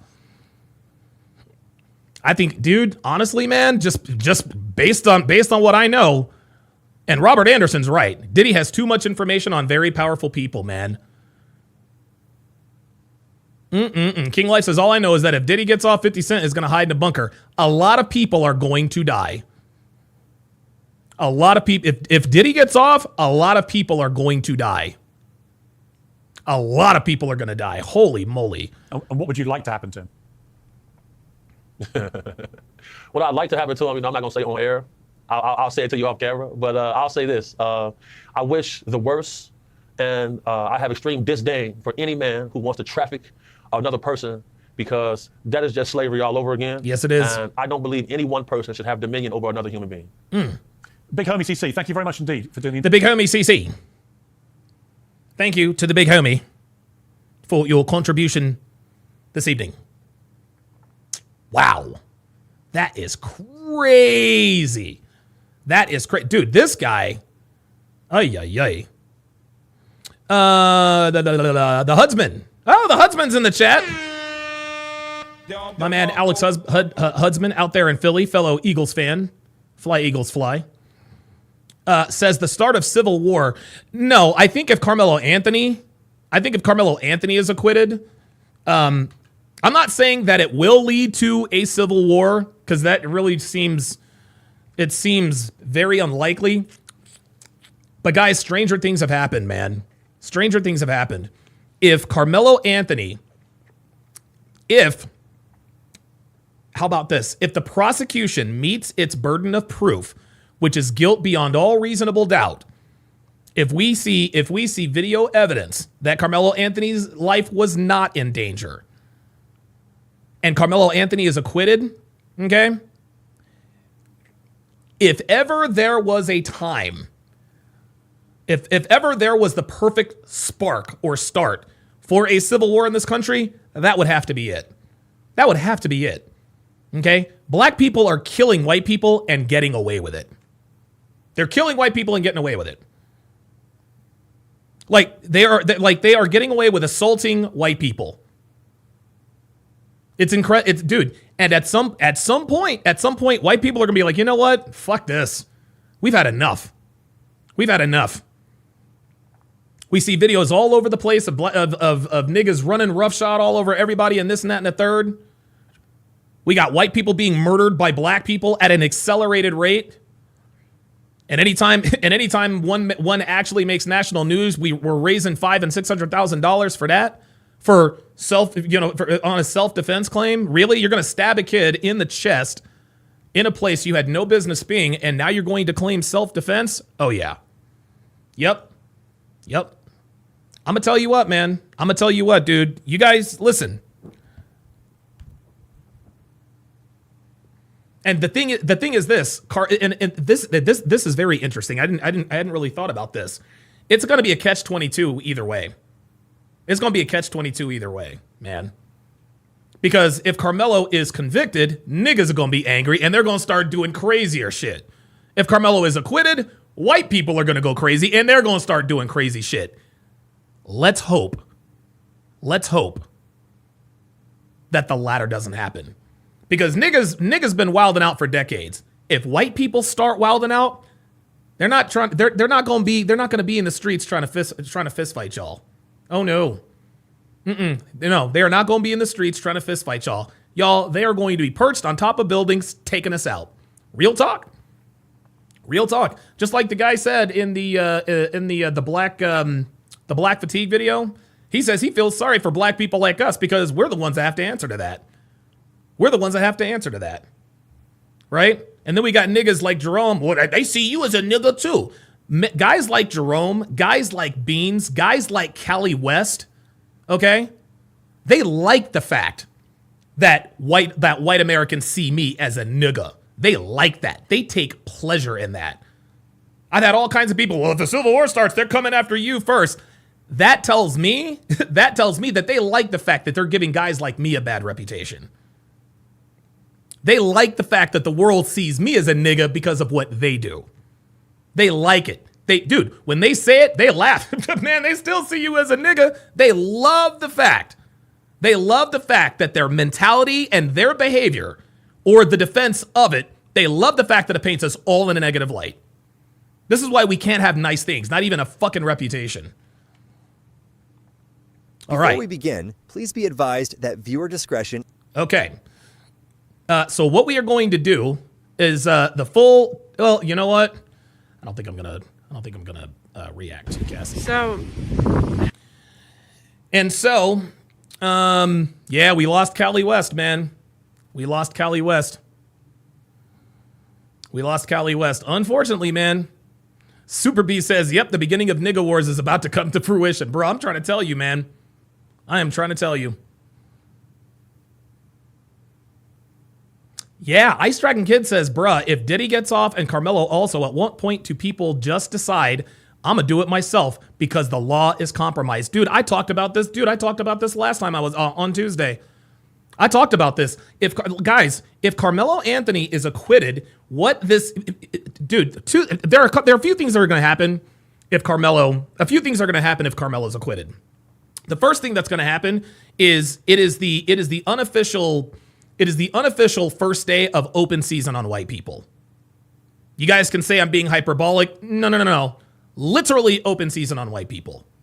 This young man went into a tent he had no business being in, and he killed somebody. He killed another white person. If he then is able, if it is proven that it was not self-defense and he is still acquitted, what choice do white people have? Or like at that point, what we are literally saying is that black people can kill white people because they feel a type of way and get away with it. Who the hell is going to feel safe? White people are not going to feel safe. That's the first thing that's going to happen. It's going to be open season on white people. Number two, it is going to embolden niggas. Oh shit. Wait, hold on. What? Carmelo got off? These people that are going around in packs and beating the crap out of white people. What do you think? I mean, do you think nigga behavior is going to be No. A Carmelo Anthony acquittal is going to lead to more nigga behavior. It is going to lead to more nigga behavior, guys. And if more of this stuff starts to happen as a result of a Carmelo Anthony acquittal, white people are going to start retaliating. I said this before, and I'm saying it now. I said it before, and I'm saying it now. Because to a white person, okay, one of them killed one of ours. It was not self-defense, yet he... Not only that, the Anthony family has been paraded around. They put themselves on the cross like they're the victims. Hashtag justice for Carmelo. What? Like that, dude, that is absolutely crazy to me. Dude, white people have had it. White people have had it. They're done. Man, they are done. When they see a group of black people walking towards them, dude, they're going to start gatting. They're going to start dude, you guys, look. When this stuff starts happening, you can, look, you heard it here first. I honestly don't know how a Carmelo Anthony acquittal does not lead to some sort of racial incident. I can't see it. I can't see it. I just can't see it. And whether it was OJ or Jason and OJ, whatever the case may be. And listen, guys, we know the OJ thing wasn't a mob hit, right? That was a crime of passion. Whether it was OJ or Jason, I'll make that determination. Nobody cares about my opinion on that anyway. But dude, they're going to be like, dude, you know what, man? This is almost like the roles have been reversed. Now we're the ones getting abused. Now we're the ones getting killed. Just like Jamie said the other day, they feel like victims in their own country. White people are not going to allow this to go on forever and ever, guys. They're just not. They are not about to allow, I don't even know, not even a fraction of a percentage of people hold them hostage. I'm sorry, these young niggas out here, and we all know the hairstyle. Dude, the police videos, those 4 black boys who went on that killing, guys, they are not going to allow this to happen forever. And I'm gonna tell you something. If white people don't think that they can trust the system to protect them, they are going to start taking the law into their own hands.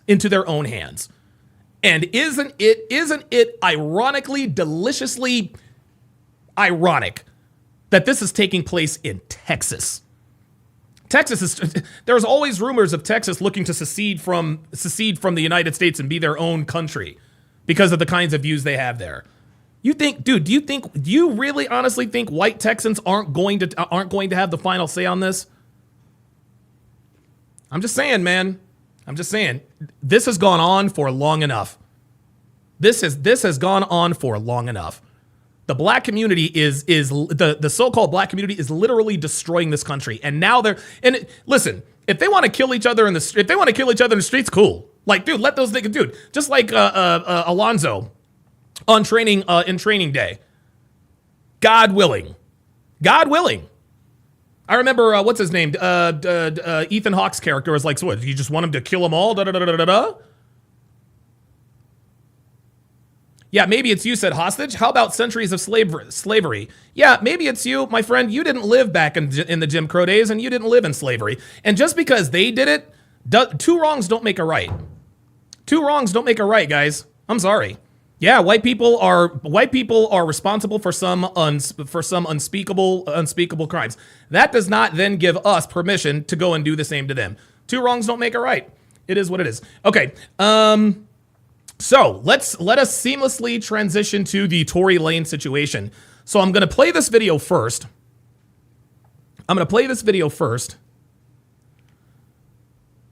Because it seamlessly segues. It seamlessly segues into the Tory Lanez situation. So, I don't know if you guys can hear me. It's kind of windy. It's like nice sunset out here. So, I'm back home right now, and I'm kind of like by my hometown. And there's this childhood friend that we have out here that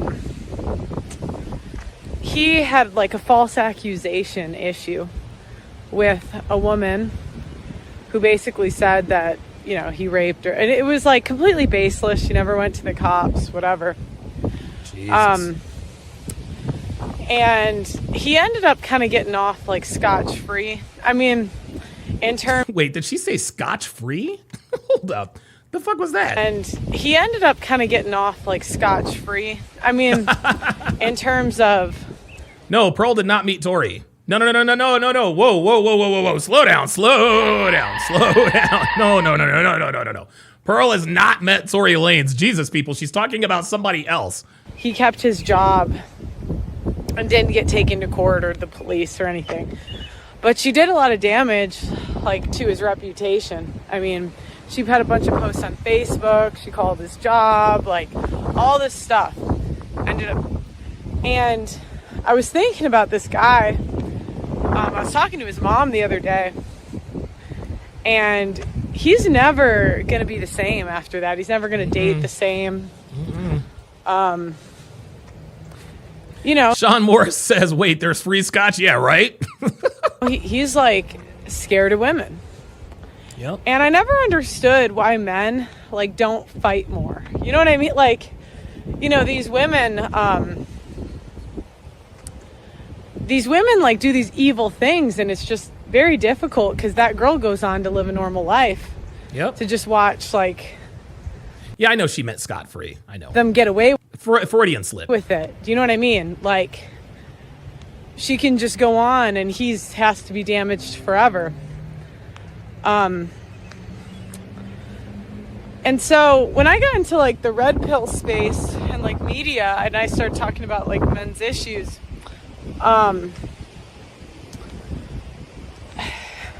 this frustrated me, right? So I like calling out women, and you like, you feel like you're sticking it to them, whatever. Yeah, right. But then the women started treating me like they treat a man. Whenever you embarrass them, or they feel like they're wrong, or they feel like you're wrong, they go to like no ends to ruin your life. And like I've been called a pedophile. Not true, completely baseless. Yeah, right. I've been dragged to court. I've been threatened with lawsuits. Jesus. I've, had my name slandered. Like if you Google me, there's all this stuff. Yeah, Luke Perry says, yeah, I heard Torcha isn't real. Yo, Torcha, yeah. Tory does not look, dude, she looks completely different in person. She looks completely, everybody does look different online, but Pearl doesn't wear a lot of makeup, and she's not using filters on this. Like, she's not using filters. This is her, Pearl is not really a big makeup girl. So yeah, this is a very accurate depiction of what she looks like. She's not my type, you know what I mean? Like, I can admit that she is attractive in her own way. She's not my type, but listen, man, she's got a man. She's got a man, dude. She's got a man, and they are serious. And I'm grateful to like get to do my job and stuff.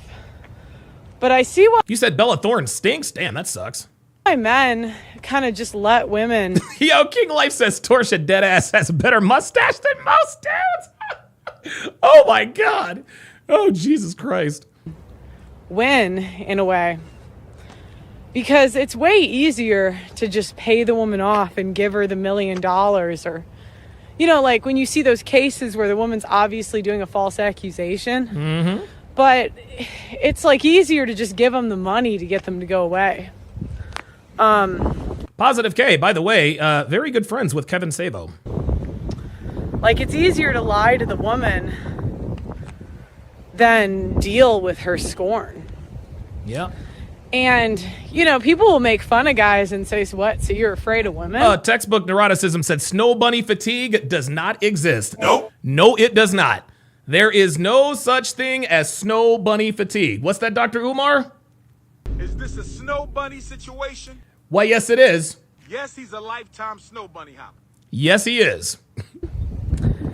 And to be honest, after going through like the last few years and seeing how women treated me, and I'm sure they treat you guys, I know they treat you guys worse. Oh, yeah. I'd say, yeah. Most men, I hope you guys can hear me. It's kind of windy. But most men, they do fear women. And it's completely warranted. Luke Perry says Ling fatigue doesn't exist either. Nope. Sure don't. Because women can have so much power. Like, we're just drunk on power. We have the police on our side. Yep. We have, like, you can have a woman dragging you to court. You have to spend $100,000 just to prove you didn't do something. Crazy work, man. So, I really think after going through this, and I don't want to make it seem, you know, like I had No one more scorned snow bunnies. woman cost me millions of dollars. One scorned woman, millions of dollars. Damn. That if I just gave her her way, if I just said, fine, you win, would have saved me millions of dollars. And I think that's what men go through. Yep. It's easier to just tell the woman that you win, you're right. Yeah, it's just an ego thing. That's all it is with women. Remember, women don't take L's. They don't take L's. They always feel like they have to have the last word, and their egos are very fragile. Then to lose millions of dollars. Oh my God, Donalva, Jesus Christ. Oh no, the only people I want to pull up are people who disagree. Actually, I didn't even put the link in the chat. Hold up, my bad.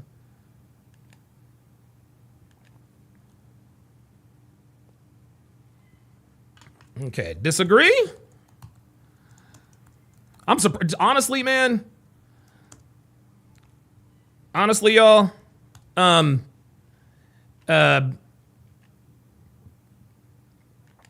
surprised that this show even got off the ground, to be honest with you. I'm surprised this show even got off the ground. Lose your reputation. But yeah, I only want people up who disagree. I'll open up the pull-ups, the hashtag pull-up studio. I'll open up the hashtag pull-up studio. For people who, agree and disagree. But for now, I got to keep it to people who disagree because I gotta move the show along. We got off to a very late start. Have secrets of yours blasted. Yeah, Donnie says, did she say millions? Yes, she did. And used against you. And, yeah, I think that's why men fear women. I hope you guys can hear me. It's getting kind of windy. Well, she is in Chicago, the Windy City. But thanks for watching. Thanks for supporting me all the years. But I really understand why you guys, not you, but like a lot of you guys just say whatever. I'm just not going to participate. So my 2 cents. Happy coffee talk, and I'll see you guys next time. I need to find the video that eventually led to me being friends with Pearl, because the way we met online is she was responding to a video I did about the contestants on Matt James's season of The Bachelor, and about how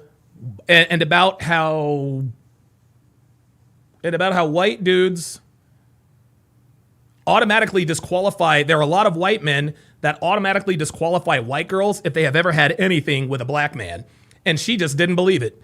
And it was so funny. She was in such disbelief. She just did not believe it. She actually came on and talked to me about it. And all these years later, dude, every time I talk to Pearl, she says, Donovan, before I go, I just want you to know you are right about everything. She tells me all the time, Donovan, you are right about everything. You are right about all of it. I'm like, hey, man, that's why I do what I do. So what we are going to do is, Good morning. Here's what we are going to do. We are going to respond. We are going to react to the Anton Daniels reaction of this new evidence presented in the Tory Lanez case. Guys, Good morning. gentlemen, please buckle up. Buckle up. Yeah, King Life says apparently there was a bombshell drop by Myron on the Diddy case. You want to know what? You want to know something, guys? Let's drop in on Myron. Let's actually drop in on Myron. Let's do a live look in here.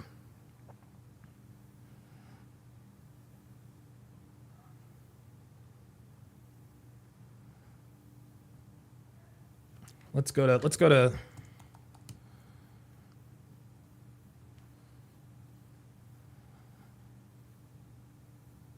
Diddy's lawyers expose the bombshell on Diddy. Oh, wow. Theory of that. And Diddy obviously made the problem go away because the video never came out.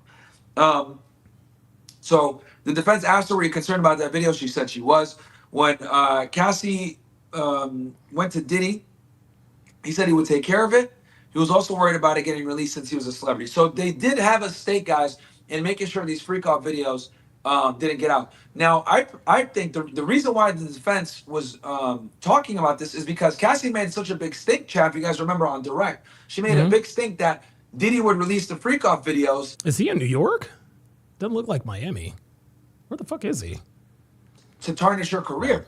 He's live streaming, But so fuck it. here, the defense is proving that not only did Diddy not release the videos, but Diddy had a stake in making sure the videos didn't get released, and he spent thousands of dollars and months to make it sure that it also didn't get released. So the defense is basically trying to, like, you know, the defense's job, guys, here is they're trying to take away Cassie's credibility and catch her in contradictions, and this is one of them. So you're telling me Diddy wants to go ahead and, you know. Oh, he is actually there. Oh, shit, he is on location. God damn, okay. So release these freak-off videos and tarnish your career, but he's spending thousands of dollars to pay off, you know, rogue escorts, or he's instructing you not to let that guy out of your sight because he also has a vested interest in these sex tapes not getting out either, right? So that's kind of what the defense was painting here. And the prosecution is going to retaliate to this, so I'll talk about that on Redirect. Also, Cassie was using this company called Cowboys and Angels. And this stripper service / escort service, them niggas were on reality TV, okay? So they're on a reality TV show called Gigolos on Showtime, okay? Oh, shit. So the defense asks if she knew the escorts, about an escort that was commenting on Diddy's IG page. She said no. They showed her a document to refresh her memory, but she didn't know. So basically, I think maybe one of these escorts that was on this reality TV show was harassing Diddy on Instagram. And I think, again, they were showing this to display, look, Diddy had a vested interest in this not getting out either. So your whole thing about Diddy releasing, you know, freak-off videos on you is cap. Also, mind you, chat, don't forget, all the freak-off videos, guess where they came from? They came from Cassie. None of them came from Diddy, guys. None of the freak-off videos came from Diddy. They all came. I think, from dude. Cassie, I think old boy might be right. From iPads and iPhones and laptops that she had for over a decade. This man is going to walk free, and we're going to talk about that as well. So, so her and Diddy wanted this to be private and got discreet escorts. So Cassie, him and Diddy, Angie are there. Okay, you want the truth, and this is one of their text message conversations. It's way deeper than iPads. Diddy says, "I'll pull up. Don't threaten me. Pay me my money you owe." So again, the defense shows this text message to show that it's Cassie that had the freak off videos, not Diddy. Okay? And you guys are probably wondering, what are you talking about? Diddy's gonna pull up and pay me what you owe. Diddy was pissed off because he paid her personal trainer, who's her husband now, money to train her, and he felt like he got duped, so he wanted the money back that he paid for the trainer. Okay, that's where that comes from. And this exchange was after they broke up in 2018, chat. Okay? Damn. So they had a quick sidebar, and when they come back from the sidebar, the defense offers multiple exhibits to be brought up. So after this you know, whole escorts and Diddy not wanting, you know, freak offs to get Ghost Artist with the $10 super chat says your last sorry about that. I got tongue-tied. Your last episode on black fatigue was a career-defining moment for you. With your knowledge of men and women, this format of crime and feminism is a total winner. How about that? How about that? Myron's been in the court. Wait a minute. What? Look, man. I'm gonna tell you what, man. Myron is, dude. This guy might fuck around and end up on like Fox News or some shit as like a court reporter. Wow. Either, and then how Cassie was the one that actually had the video evidence at the end of the day. There's a sidebar, right? Now, sidebar, guys, for you guys that are wondering, is where all the lawyers on the case, the judge, the defense, and the prosecution, all the lawyers get to the side of the courtroom, and they it's kind of off the record. No one can hear anything, right? They're organizing what they're going to do and everything else like that because they don't want the jury to hear this stuff, right? Because they don't want to poison the well, so to speak. Right. So they do a sidebar. After they do the sidebar, the defense offers multiple exhibits to be brought up because they're saying, okay, get exhibit 103, get exhibit 104, get exhibit 107, get exhibit 109. And whenever they're doing that, they're basically loading up to start cooking. They're loading up to put all the fucking images there, right? So in my mind, I'm like, oh, that looks bad. Like, and this was all from her devices, chat. Yeah, man. So they're starting to get evidence from her devices. Now the defense wants to put it up. Now, mind you, the government put it up on direct. But it sounds like Cassie might be complicit in some of this. And now the defense is going to put it up on cross-examination. Okay? And I'm like, holy shit, here's the moment of truth, right? And it goes, so the defense says, okay, exhibit 1,000, right? And then the government immediately, objection, Your Honor. Yep. Right? Yep. And they basically started objecting all the exhibits that defense tried to bring in. There you go. They started objecting all of them. Oh my God. And this is bad. They pretty much blunted like all of them, dude. It was fucking crazy. I really, if any of you guys want to be a lawyer, right? The government did such a fucking good job at this. And I really want to talk about this a little bit because other, bloggers and shit are too retarded to understand this. Cassie is the government's star witness. If she falls, the case falls. Yep. So it's the government's duty to protect her while she's on the stand, chap. Yep. Okay? So when they saw that the defense was loading up all these exhibits that came from her phone, right? They're like, all right, let's get ready to object. And now when they're objecting, there's a multitude of different reasons why you can object. You can object for speculation, relevancy, what's the basis of this? It doesn't make sense with what's going on here, etc. It's a violation of 412. They were using every fucking reason to object. Okay. Jesus. Now 412 for you guys are what? 412, 403, and I can't remember the last 612, 603, I think. Basically, these are all statutes when it comes to evidence and procedure in federal law that have to do with admitting evidence into a trial. Now, a lot of it has to do with the fact that Cassie is a sex trafficking victim. She's a sex crimes victim, so she gets certain protections, okay, from evidence being used against her as a sex crime victim. That makes sense. So the government did a really fucking good job of stonewalling the defense from being able to bring in these exhibits to attack Cassie with. Okay, so I thought it was really cool to see the AUSAs do this, right? And they were really on point. Now, anyone that wants to be a lawyer, I highly encourage you to come watch this trial, guys. King Life says DS is a former case agent. No. No. Maybe you meant to put Myra. No, I was not a former agent anywhere. That is not me. It was actually really interesting to watch them both work because you got really good defense attorneys and you got really good AUSAs battling it out in court. Okay? So, good stuff. Really good stuff. So the government did a fantastic job of objecting and running defense for the witness. Okay. Right? And here's the thing. As they were objecting, this was fucking up the defense. Because the defense, remember, they're on cross-examination. Yep. They put all these exhibits in that order because they're trying to fry Cassie. Yeah. One picture leads to another. Because remember, guys, when they ask questions, they have to ask the questions in a way where there's no speculation. The person answering the question is, as nice and succinct as possible. Okay? So they have to phrase questions in a certain way. Otherwise, the government's going to object. And then the judge is going to say, okay, sustained. When the judge says, if they say sustained, objection, Your Honor, relevancy. Yeah. If the judge says sustained, right? He agrees. that means that the objection holds and they can't. They got to rephrase the question, or they got to move on.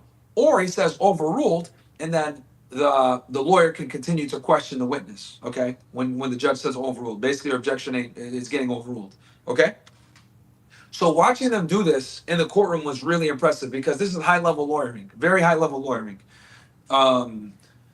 Anyway, oh, that's what I was gonna say. So they basically derailed the defense's ability to bring in these credibility, things that came off of Cassie's phone. Again, guys, I want to really bring this up. Like I want to hammer this down for you guys. The freak out videos came from Cassie. They did not come from Diddy. Right. Okay.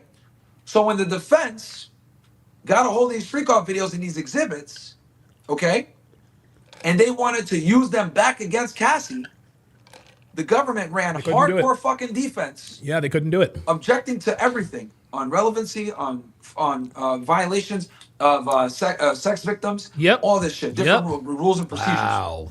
And most of them got sustained. Wow. Very few of them got overruled. So this fucked up the defense, and they weren't able to systematically go through and attack Cassie as much as they wanted. Okay. So I really encourage any of you, if you guys live in New York City or if you guys are close, come watch a day of this trial. It was really great to watch them do this stuff. Maybe I'm a nerd. I appreciate that type of stuff, but great lawyering. Anyway, so now they move on to a treatment facility that Cassie went to in 2023, right? Called Will House. Okay, it's a rehab facility. They went through. They were asking if she takes something called Pebucine for opiate addiction, and she said that she's been on, she's been basically on this since 2022. Cassie wrote a book called The Dark Time during and following her stay at the Will House. The Will House treats sex addiction, compulsion, and love addiction. And then they asked her, does Will House have neuro redback treatment? And she says, yes, they hook you up to a machine and you watch something with the device attached to your head. So she did this treatment chat. Also, she did it 5 to 6 times, once a week while she was there to help her with her trauma.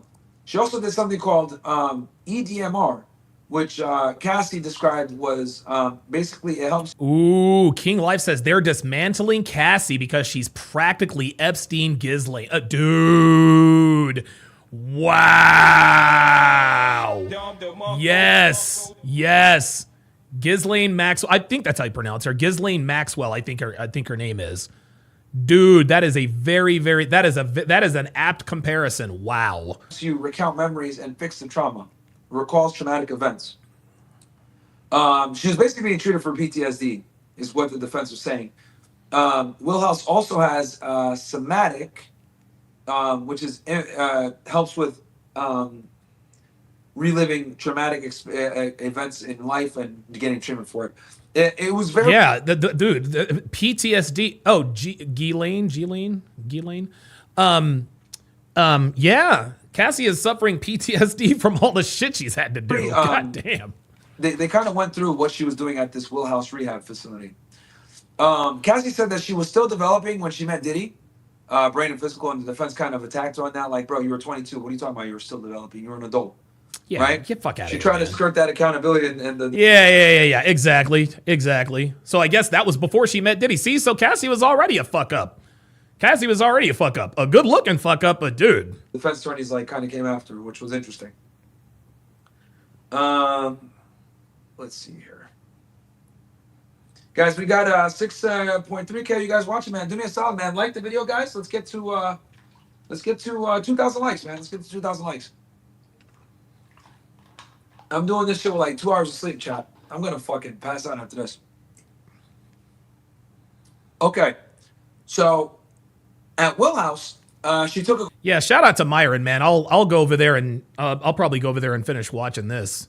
Myron is doing I honestly, guys, I can't think of anyone who is doing a better job covering the Diddy case as Myron is, man.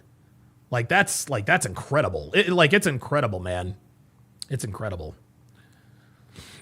Okay. All right. So let's get back to the Tory Lanez situation.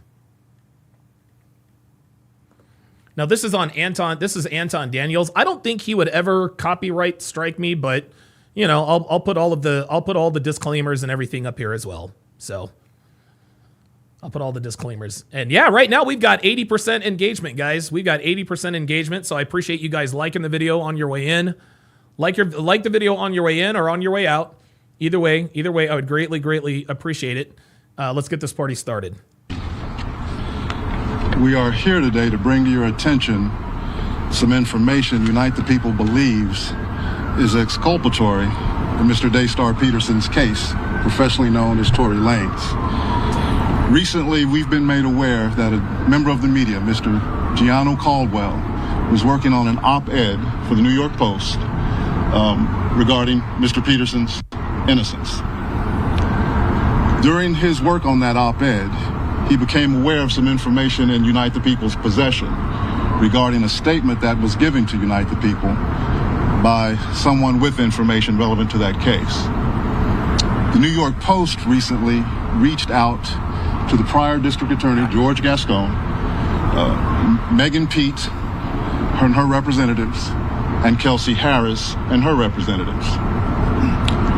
The only party that responded last week was Megan Pete's representatives with a request for more information. A few days later, Mr. Peterson's brutally attacked in his jail cell. There it is.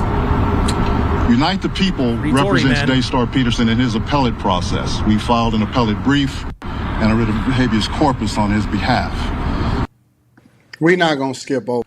Yeah, King Life says if they want to say, quote, her brain isn't fully developed and she was a child, BS. If she can move out at 18, drive a car at 17, and drink at 21, she's an adult in the eyes of the law. That is a very, very good comment there by King Life. That is a very good comment there by King Life. Because anytime they are trying to, how can I put this? And I know this doesn't have anything to do with the whole whatchamacallit, but anytime society attempts, let me put myself on the big screen here. Anytime society attempts to when they're trying to make excuses for somebody, like you guys remember the Carmelo Anthony thing. We need to protect our baby. They shouldn't try him as an adult because he's a minor. No, Carmelo Anthony is now a grown ass man. The minute he plunged his knife into the chest of Austin Metcalf, that was the day that he became a man. That was the day that he became a man, is the day that he plunged that knife into Austin Metcalf's chest. Straight up. Okay? And so when they're trying to get women to skirt accountability, a lot of times they will infantilize certain things. Or they'll infantilize people. So they're like, oh, yeah, there it is. Ice Dragon Kid nailed it. Ice Dragon Kid nailed it. They always try to infantilize, the person. Always. Well, he was just a child. Carmelo Anthony was not a child. Okay? Carmelo Anthony had enough. He stabbed Austin Metcalf with enough force to go through the breastplate, which, by the way, is there to protect the heart, through the breastplate and to his heart. I don't want to hear he's a child. That kid is not a child. He is not a child, and I am not trying to hear that. I am not trying to hear that, man. Okay, sorry about that. Over that, bro. We're not just going to skip over the whole idea that when they reached out to let them know that they had new evidence or they had the truth behind what was going on, and I'm sure that he's going to reveal what the truth is. I literally just stepped off the plane and seen this while I was on the plane. I couldn't wait to get to my hotel room so that I can have this conversation. That literally right after that, he got attacked by a dude that is serving life in prison on a prison yard right after, the day after they reached out to Meg and Pete, who was Meg Thee Stallion's team. All of a sudden, for whatever reason, Tory Lanez ends up in the hospital when they tried to take his life. We stood on business since day one. And all of these women said that Tory Lanez was guilty and that he needed to go to jail and believe all women. And I shot credibility in that from day one when she appeared on Gayle King's show and she said that they never slept together. And in the documentary, she then revealed that they did sleep together. There you go. Which Obviously, we seen all of the details of the case, and nobody could prove that he actually shot her, but everybody was keeping quiet because they wanted to protect themselves and they didn't want to go to jail themselves and be charged with the whole situation. See? But she is the one that said that he shot her. Now you see hits coming out in prison, and they trying to take this man's life. And from day one, I said, I don't believe it. I think that she's lying. This woman need to be prosecuted and sent to prison. And everybody involved with it that tried to, man, I think that this stinks up to the highest of highs, and I can't wait to talk about it on After Hours. This is crazy. This is insane. Let me get the rest of this, and then we're going to come back and we're going to react to it. The district attorney's office has already responded. The case is fully briefed. We're just waiting for the appellate court's decision. We were willing to wait for the appellate process to play out. But given that brutal, unprovoked attack, we felt it necessary to come here today to provide you with this information. It is our intention to make a request to the governor to either pardon or commute the sentence of Mr. There it is. There it is. So that when he recovers from this attack, he's not returned to a jail cell, but that he's allowed to go home and recover. And seek restitution. Not long ago, Unite the People was approached by a gentleman named Bradley James. Mr. James informed us he was working as the bodyguard and driver for Miss Kelsey Harris during Mr. Peterson's trial. Trying to shut him up. Yep. Such, he was in close proximity and he had privy to conversations she was having with her husband and others. Mr. James informed us he was not under a non-disclosure agreement or a confidentiality agreement and was free to speak with Unite the People, and that he was doing it because his conscience would not let him not speak and leave a man in prison for something he did not do. 10 years, y'all. Mr. James informed Unite the People that he was a witness to the conversation Miss Harris had, where she stated she had the gun, she fired it 3 times. Mr. Peterson grabbed her arm and knocked it down, and the gun fired 2 more times. In essence, Mr. Peterson never shot anybody, never even touched that gun, never fired the gun. This statement aligns with the statement of the only non-party witness to the case, Mr. Sean Kelly, who at trial testified he saw 2 women fighting, 2 men break up the fight, 1 man grabbed 2 women fighting. 2 women fighting. Well, there we go. There we go. Listen, we know Megan Thee Stallion. She likes to get drunk and fight niggas. She likes to get drunk and fight. The other one's arm. Gunshots came from the passenger side. The passenger side is where Miss Harris was sitting. That's it. This further iterates that Mr. Peterson did not shoot Miss Pete, did not shoot at Miss Pete, or did not assault Miss Pete. Here we go. It's just another irregularity in a list of irregularities in this case. Never should have been in prison. For example, Nope. there were 3 potential suspects in the car that night. Right. And yet the only DNA sample was taken of Mr. Peterson, even though unknown DNA was found on the gun. Why wasn't Miss Harris's DNA taken? Or was it taken and the information simply never given to the defense? Why wasn't the driver of the car, Mr. Jaquan Smith's DNA taken? Or was it taken and again, simply not given to the defense? We don't know. It should have been taken. It is Unite the People's understanding, regular LAPD practice at a crime scene like that, anybody who's there, the DNA is taken. And this is why Tory Lanez took it to trial, because he said, listen, I am going to defend myself and I'm not going to plead guilty and take a plea deal for something that I didn't do. No. Which is another reason why men are under attack on a regular basis. There you go. Another irregularity. Why, at Miss Harris's police interview, was a non-lawyer, non-family member record company executive allowed to participate? That's crazy. Highly irregular situation. Normally, we see cases, strangers are not allowed in these things, but it was in this case. All of these things point to the highly irregular nature of his trial and his conviction. Facts. It is our contention that he was wrongly convicted. I agree. And while we at first were willing to let the process play out, it is our contention now that if he is not pardoned or released promptly, he may never come out. Yep. And that would be the ultimate injustice. Yep. Is that he gets killed in prison for something he did not do. That's right. At this time, I'd like to bring up Mr. Gianno Caldwell, the media member who was working on that op-ed for the New York Post. Thank you. We're going to cover the rest of this on the Millionaire Morning Show. It's going to be the top story that we cover. Make sure y'all subscribe to the channel and turn on your notifications from day. Yeah, Trini Boy 32 with the $5 super chat says, I bet all she gets is community service. Yeah, right? Day one.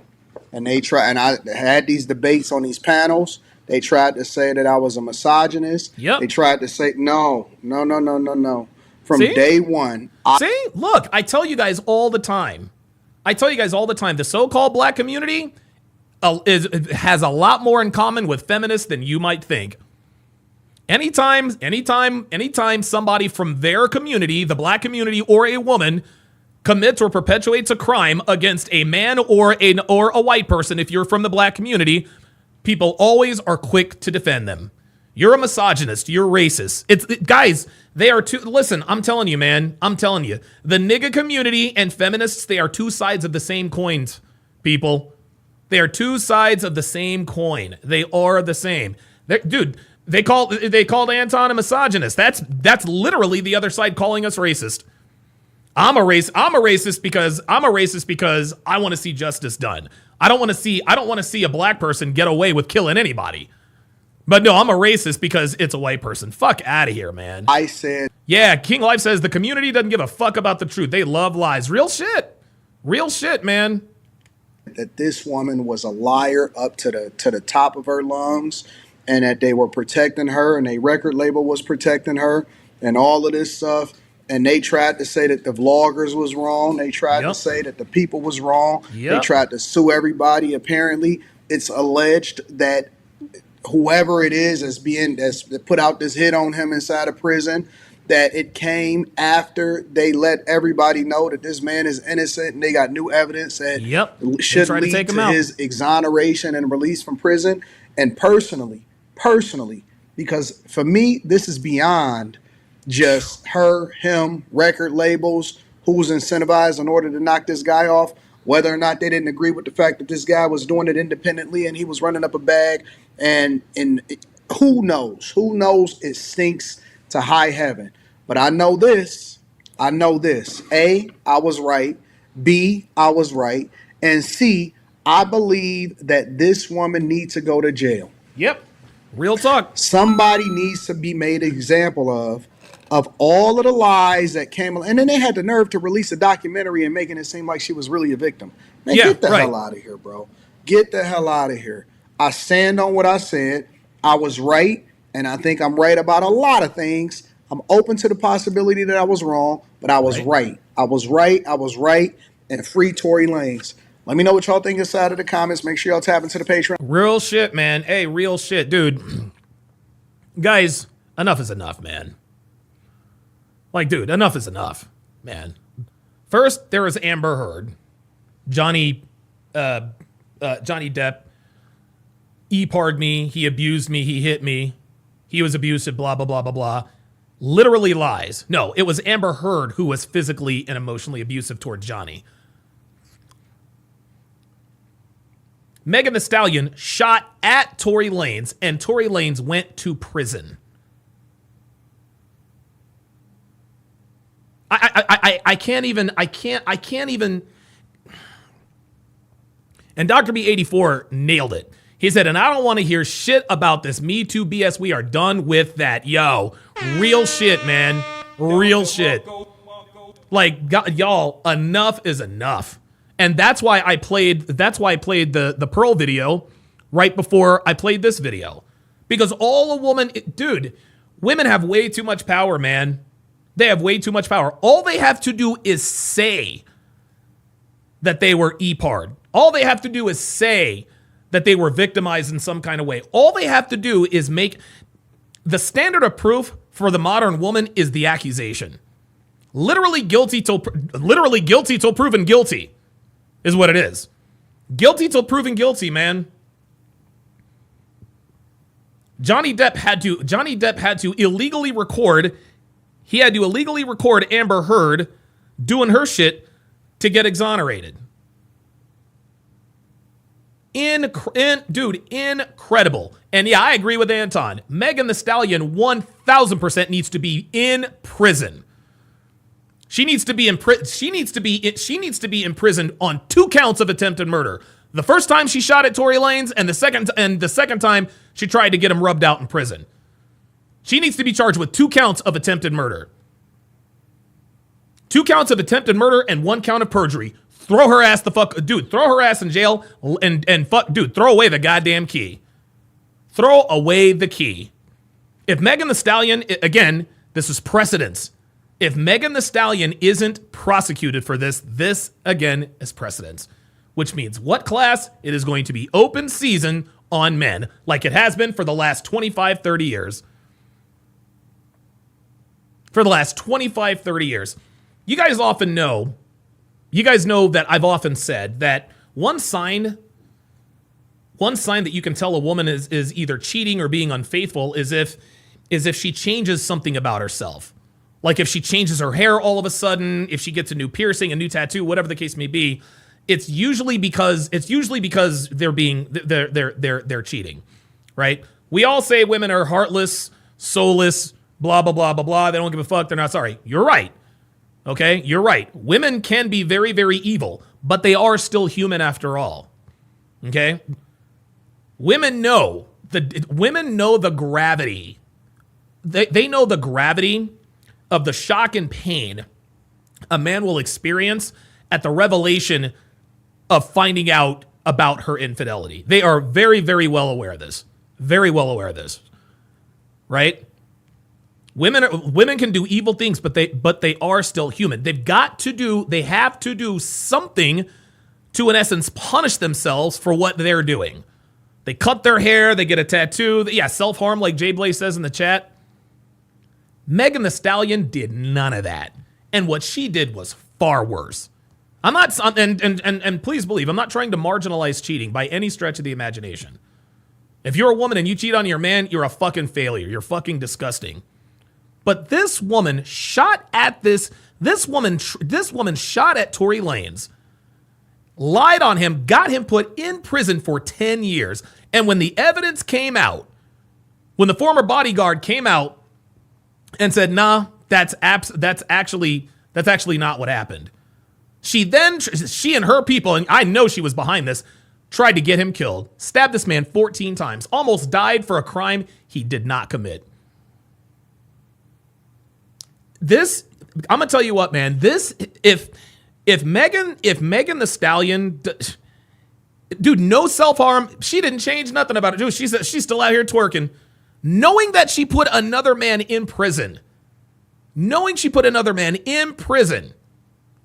based on her fault, based on her lie, her false testimony, and she's out here just living life like nothing happened. Normal people, regular people, make changes after a big score or something happens in their life. Megan Thee Stallion didn't even break stride. Felt not one, and I guarantee you she still feels not 1 ounce of guilt for it. Not 1 ounce of guilt. But then we got niggas and black women talking about a white girl will get you locked up. What? A white girl will get you locked up. Oh, will she now? Will she now? Yeah, hell hath no fury like a woman scorned. Guys. The 7th circle of hell hath no fury like a black woman scorned. This is crazy town. And dude, Tommy Sotomayor has said this. He has said this for years. The most dangerous individual to black men is the American black woman. From the cradle to the fucking grave. Black women are toxic for black men. Black women are out here always talking about, well, you came from a black woman, and look. Just because I came from a black woman doesn't mean I have to date a black woman. Black women get the most and the highest percentage of abortions in this country. Okay? They routinely put their children, willfully and wantonly put their children at risk, in physical danger. They make false accusations against men over dumb shit. And now Megan Thee Stallion has ran it. Dude, I cannot think of a more egregious example of a miscarriage of justice having to do with a false accusation. I really don't. A false EPAR accusation is one thing. Dude, a false attempted murder. Come on, man. Come on. This woman shot at this man and got him sent to prison for a crime she committed. Reverend Brown with the $10 super chat says, and black women swear they love black men and don't want them to go to prison, unlike snow bunnies. BS. Exactly. Dude, I swear to God, these fucking black bitches are all the time telling us, oh, watch out for them snow bunnies. They gonna get you. No, I'm sorry. No, I'll take my chance with the snow bunnies. I will take my chance with the snow bunnies because I'd rather face a snow bunny's wrath than a black woman's wrath. That is absolute crazy town. Absolute crazy town. There are far more examples of. So there's this clip going. There are far more examples. There are far more examples of black women showing why they are a danger to black men than white women. I said it. Dude, it is safer for black men to be with white women than black women. Tell me I'm lying. Tell me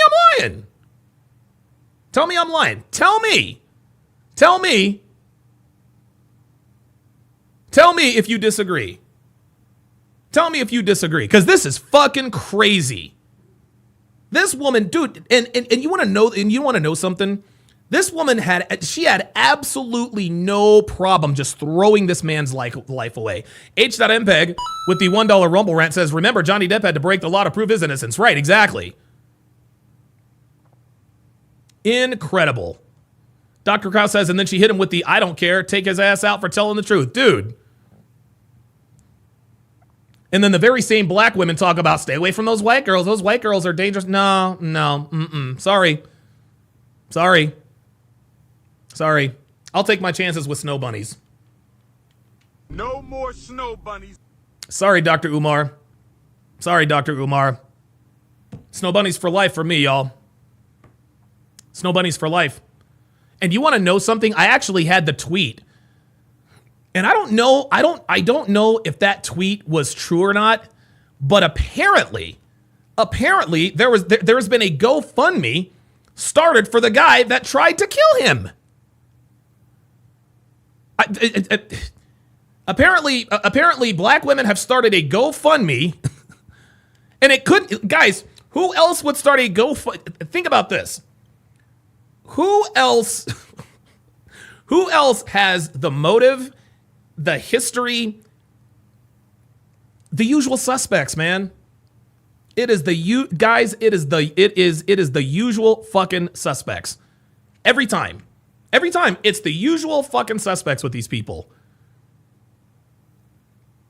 They literally started a GoFundMe for the guy who made an attempt on Tory Lanez's life. But they want to claim, and then they wonder, well, why don't black men protect us? Bitch, are you fucking kidding me? Dude, honestly, I cannot believe that American black women can fix their fucking mouths to bitch and moan and wonder why black men don't protect them. Are you fucking kidding me with that? Seriously? Why don't you guys protect us? The fuck? The fuck are you talking about? Protect y'all? Dude, black women abort us. They put us in fucking danger. They cook us in fucking ovens. They put us in jail for false accusations. Like, get the fuck out of here. Oh, no, fuck no. Fuck no. Ain't nobody gonna protect black women the way they treat black men. Fuck what you heard. That's why I talk about the bat nigga signal. When one of them's getting into it with the cops, oh, somebody help me. Nah, bitch. Ain't nobody helping you. Ain't nobody helping you. Nope. Ain't nobody helping you. Ain't nobody protecting shit. I'm gonna protect me and mine. Why don't black men protect us? What the fuck, dude? What the fuck kind of backward ass question is that? Fuck out of here. Black men don't protect us. Fuck no, we don't. Unbelievable. Unbelievable. And you know what? It's interesting. Somebody actually had that super chat earlier. Who was it? Yeah. Yeah, Trini Boy 32 says, I bet all she gets is community service. Bro, if that happens, man,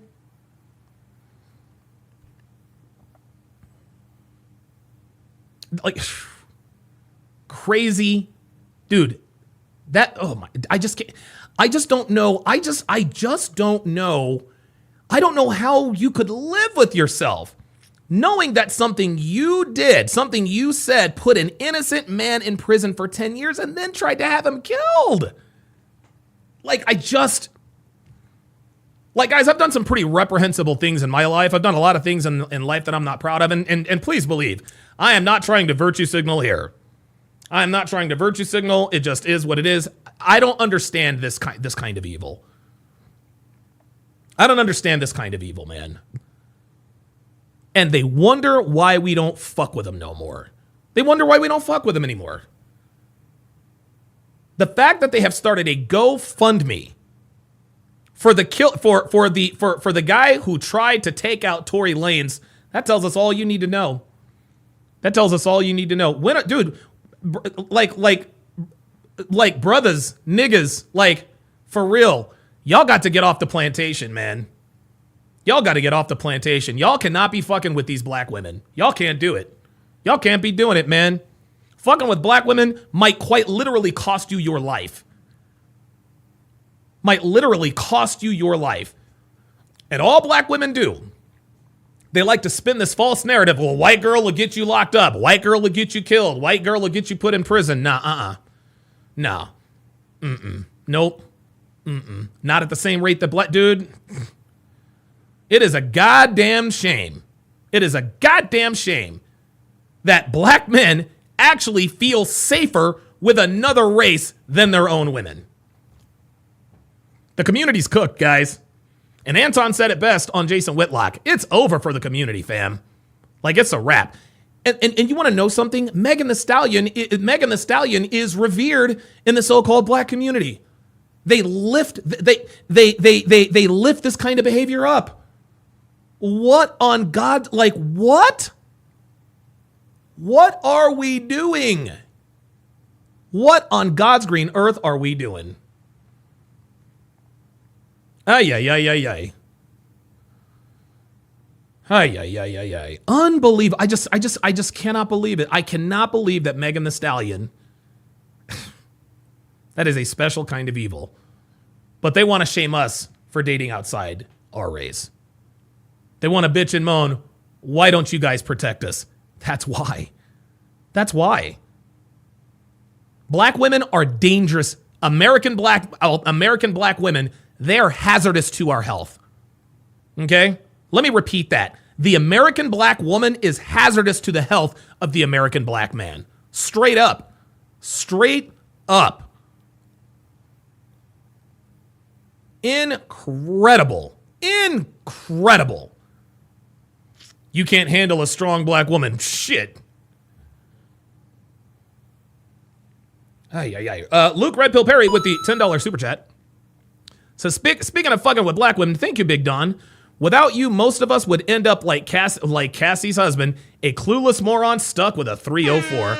I don't know how in the world. I don't know how in the world Cassie, the stuff that she has seen and done, I don't even know how she functions, man. I really don't. H.MPEG with the $1 super chat says, black women had it for a second with the Shannon Sharpe situation, but Meg fucked it up with this breaking news. Yeah, Shannon Sharpe tried to cheat the game. He tried to have sex with a sex worker and didn't want to pay. That's why he's going through it now with old girl. Incredible. Incredible. All right, the next video that I am going to react to is Pearl. This is the official trailer. This is the official trailer for Pearl's upcoming documentary entitled What's in It for Men. This is absolute brilliance. Let's take a look and listen. Going viral online of a... Hang on. So there's this clip going viral online of a dozen women being asked the following question. Do we need men? Most answered very quickly, no. Because men are useless. I mean... Look at this headline from The Hill. It caught my eye. Most young men are single. Most young women are not. Young men have fallen fast. Oh, wait a minute. Dr. B84 with the $20 super chat. Dr. B84, my guy. Look, man, I feel guilty. I am feeling guilty for you super chatting after that $400. He says, warning, American black women are now hazardous to your health. This is an official statement from the TSR Doctor General. Real shit. Real fucking shit. Big facts. Big facts. The American black woman is now officially hazardous to the health of the American black man. Straight up. Straight up, man. Robert Anderson says that should be the next Surgeon General's warning. Guys, listen, enough's enough. We've seen it. We've seen enough. Oh, this guy's in Philly. In the pickle building. Faster than any demographic in America over the last 40 years. It's a different world now. Like, we don't need men the way that they used to. The future is female. Men and women are drifting further apart, and society is crumbling because of it. A fascinating debate has broken out about the value of marriage. You've kind of got the trad con versus red pill thing. Hey, this men's rights crowd that sometimes just goes too far the other way. You need to stop acting like grown boys and infants and actually become men. Marriage is a bond, and it's a sacred bond. It's a machine designed to extract resources from you. Now many of the red-pilled have taken the position that it's bad for men to get married. Hannah Pearl Davis, or just Pearly Things. One of the most controversial faces in all of the internet. She goes on to say that marriage is a terrible deal for men. Because if me and you were in a business contract, you would never sign a contract where I am paid to leave. Gee, what could go wrong there? 74% or something of divorces are initiated by women. Men have everything to lose, primarily their own children. Men get killed by the courts and by divorce laws. I had no idea that courts of family law were courts of equity, not courts of law. Because in family court, you don't need evidence to accuse someone of abuse. You need no evidence. When you guys say get married young, a lot of these men don't know what they're signing up for, and you're not going to be there when their entire life falls apart. I interview them on the other side. I didn't meet my son until he was 15 months old. How much did you spend trying to get him back? On legal fees alone was about $200,000. Before you know it, you're homeless. You're literally just thrown out onto the street. We absolutely reinforce bad behavior from women. Wives are taught to leave their husbands, and then daughters grow up without their fathers. Family is the foundation of the society. Every problem in society comes from single mother homes. A lot of women will just chase this negative rabbit hole of happiness, endless happiness. Feminism's biggest failures is it lies to women. We tell women to date as many guys as possible. We tell them to put off family into marriage. You are allowed to leave your perfect husband. You are allowed to end a relationship with a really great boyfriend. Oh, free shreds, have an abortion. What? You're evil. I don't think there's anything else in life that we actually ever go into preparing to fail. Right. Like if you have the mentality of this is going to go wrong and be pessimistic, naturally the outcome is going to be that it's going to fail anyway. Yeah. It's self-sabotage. And that's the thing, like women are so willing to leave marriages because they're not happy. This is not about happiness. The most important thing is the children. And the problem is we have a modern society where it's me, my feelings, leave when I feel like it, instead of doing what's best for the kids.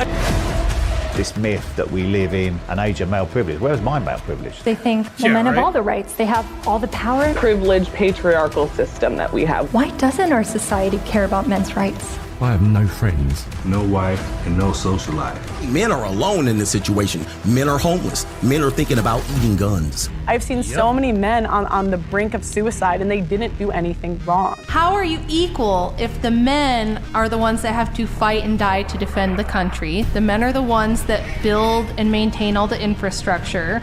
Women are helplessly dependent upon men. The so-called deaths of despair from suicide, overdose, or alcohol, 3 times higher among men than among women. Culture is telling men, you are no good. You got to get your act together. I think men have failed themselves. What kind of a man are you? What kind of a woman are you going to attract? If men are in trouble, so are women. Everybody knows That's this right. is a huge problem, but nobody wants. That's it. If men are in trouble, then so are women. But women don't realize it. Women don't realize it yet.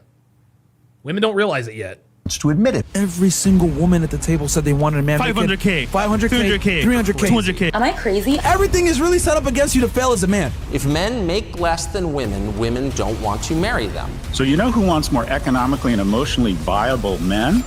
Women.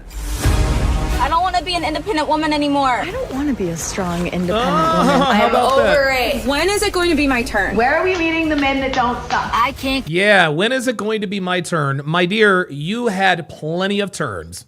You had plenty of turns, and you turned them down. Keep having these same conversations. The only simp here is you, Pearl. You simp for men. I think you simp for women. She's a provocateur. She says stupid stuff. But Pearl is right about this. It's already happening. It's just not out in the open yet. Now it's just hookup culture is going to be our fairy tale ending because men don't want a wife and women can't find a husband. The future, if everybody follows your path, is there is no future. We go into population decline, and our economy goes into decline.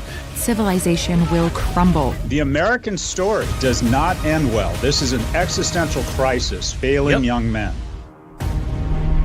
Wow. What up, guys? So the time has come where we are finally doing this divorce documentary. It's by far the biggest and most ambitious project I've ever embarked on, and I need your help. For every $1 you donate, you could potentially save an innocent man from losing hundreds of thousands in child support payments. Do you have a message that you want to send to your ex-wife that you didn't get out in the divorce proceedings? Well, $20,000 will include it in the documentary, a video message to your ex-wife. And if we raise $500,000, we actually can finish this documentary. If we raise $1 million, we can make it a Netflix-level documentary. If you want to invest a significant amount in this, hit up justpearlythings@gmail.com for advertisements and profit sharing. All right. What do we do? What the hell's going on with this? All right.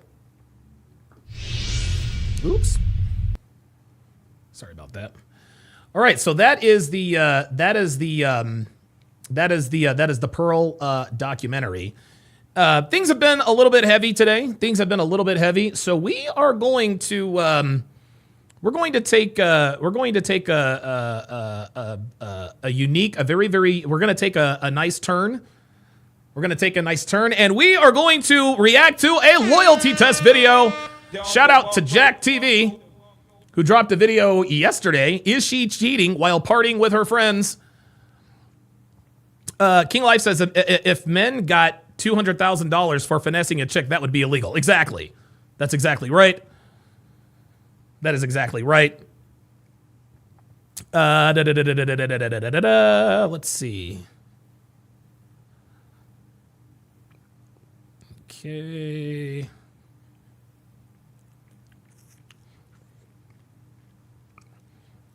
Yep. King Life says, this is why you can't have simps in government. That's right. Luke Red Pill Perry says, Cassie's husband is an example of life without this red pill knowledge. Dude, I cannot believe he wifed her up. Oh my God. The #1 killer of Negroes is the angry black woman. Real talk. Agent Cappy 200 says, can you react to the documentary when it's out? Yeah, absolutely. By the way, guys, I'm going to be making some schedule changes again. I'm going to get back into the, obviously I'm going to get back into the dating show breakdowns. But I will still be doing, I'll still be doing Pop the Balloon reactions, but instead of doing them on YouTube, I'll simply do them on Rumble. I'll do them on Rumble. Also,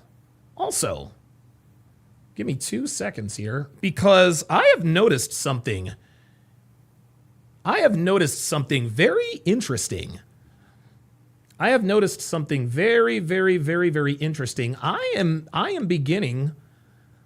It appears that I am beginning to get some momentum on one of my other channels.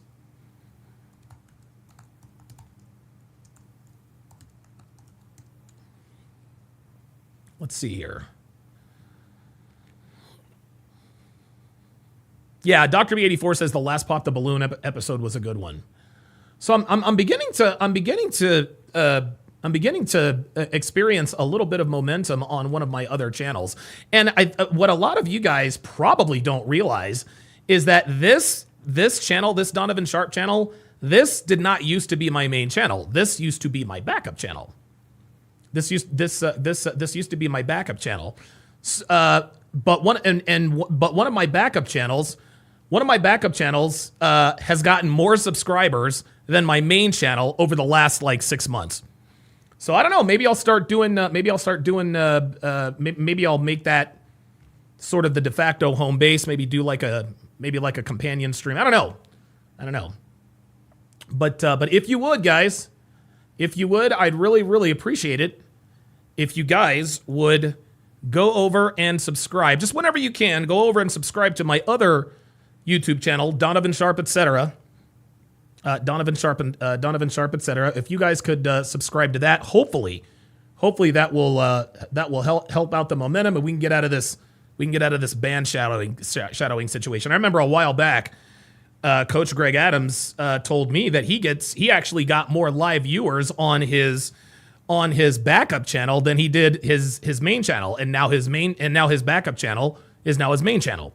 So who knows? Maybe I'm transitioning from Donovan Sharpe to Donovan Sharpe, etc. So I don't know. Shout out to Secondhand Truth, who has gifted 5 Donovan Sharpe memberships at Mr. Pitt, at JT, at Site TV, at Mandy Z Taco. That actually sounds like a pretty good. At Unknown X, to welcome them to the TSR family. If you would, you 5, put your age and location in the chat, as is customary of all first-time channel members. As is customary of first-time channel members, let's go ahead and do a chat-wide age and location check. The reason we do this is how communities of like-minded men and women are created. You never know. You never know. There could be somebody in the chat watching this with you. They could live in your city. They might live in your neighborhood. They might live on your street. They might live on your block. They might live on your building, in your building. So by putting your age and location in the chat, you never know. A like-minded individual might be just around the corner. I will start. Let's see. There we go. All right, very good. All right, now it's time to have a little fun. Bright, dude, Hellfong, member for 50 months. Dude, Hellfong, dude, all of the TSR OGs are coming back. Dude, Charles Merchant, we've got Hellfong. Hell yeah. Secondhand Truth says 32 Georgia, but you won't ever see me in the ATL. Hell no. Hell no. Oh, E. Jones is in Idaho Falls. I bet you Idaho Falls is beautiful. It sounds beautiful. Sounds beautiful. All right, guys. I'm gonna take a 2-second potty break. Hang on, guys. And no, I don't have to poop this time.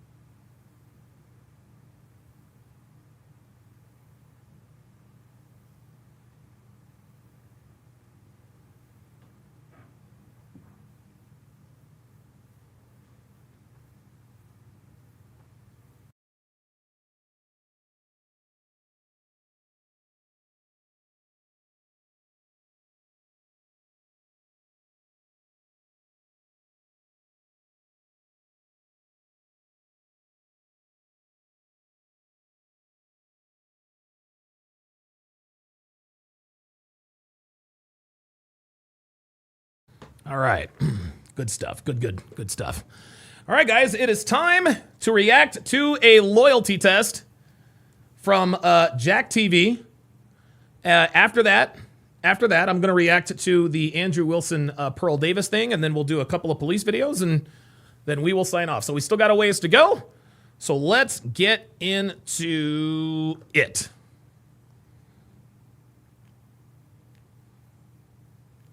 So for today's test, we got Dino. Dino right here. What's up with it, bro? That's me, my brother. He gonna actually be. We got Nino. Yeah, he gonna be playing a decoy for today's test. Today we're placing David's girlfriend, Ilana, to the loyalty test. But lately, man, she been hanging out with a homegirl a lot. The homegirls, they go out, they the type to cheat on their dudes. So, you know. Did you hear that? See, her homegirls like to go out, and they're the type that likes to cheat on their dudes. Guys, that is very important. That is very, very important. Okay, guys? That is very important. You really, when you are vetting women, pay attention to her friends. If she has hoe friends, she is a hoe, guys. Not if she's likely a hoe. No. If her friends are hoes, she's a hoe. Reverend Brown, welcome to Chat Privileges. Also, we have Drew Danger in the building. Good stuff. She always say I'm tripping or, you know, I'm being insecure and she's not doing nothing, but you know, we starting to kind of get to a more serious place. So will Ilana pass our loyalty test and remain loyal, or will she give into our decoy and end up cheating on her boyfriend? Let's find out now on Jack TV. Wait, hold up. Wait. Hold on.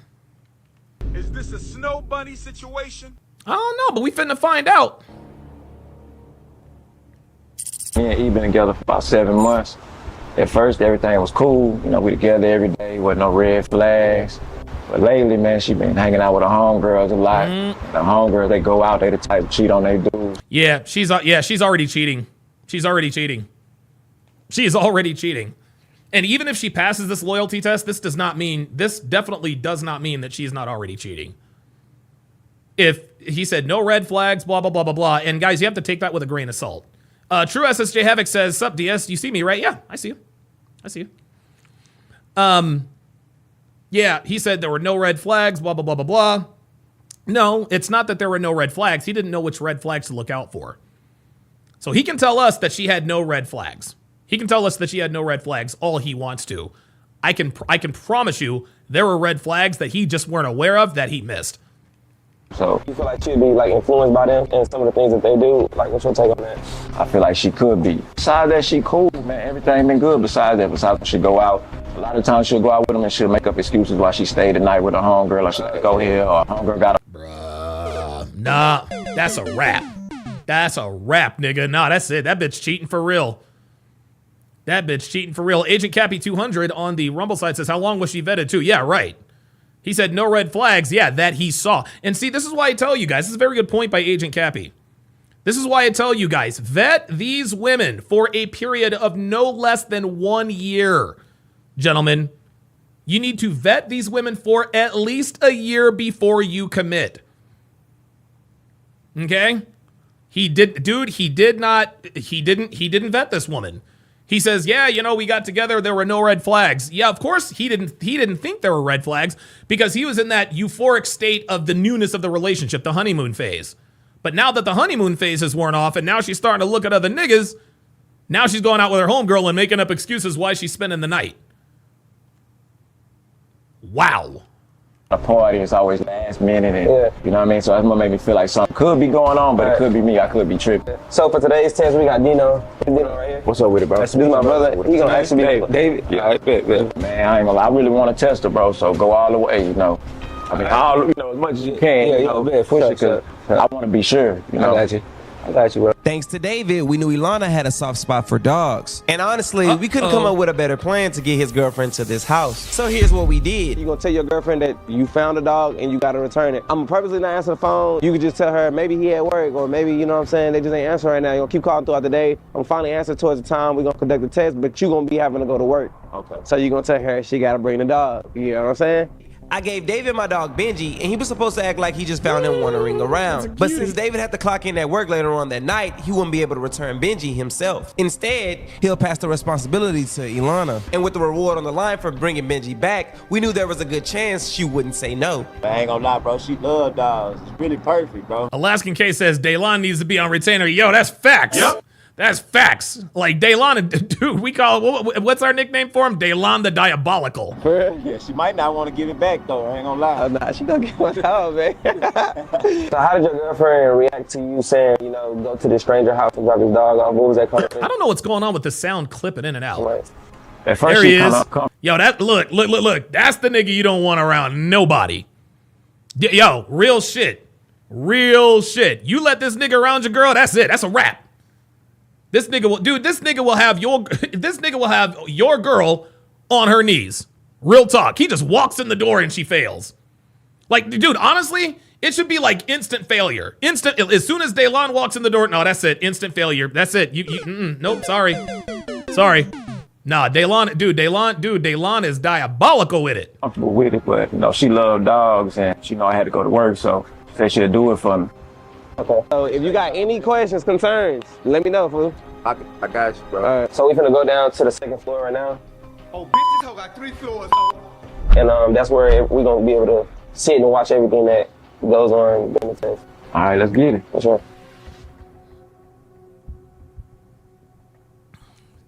At least the nigga's hairline is on point.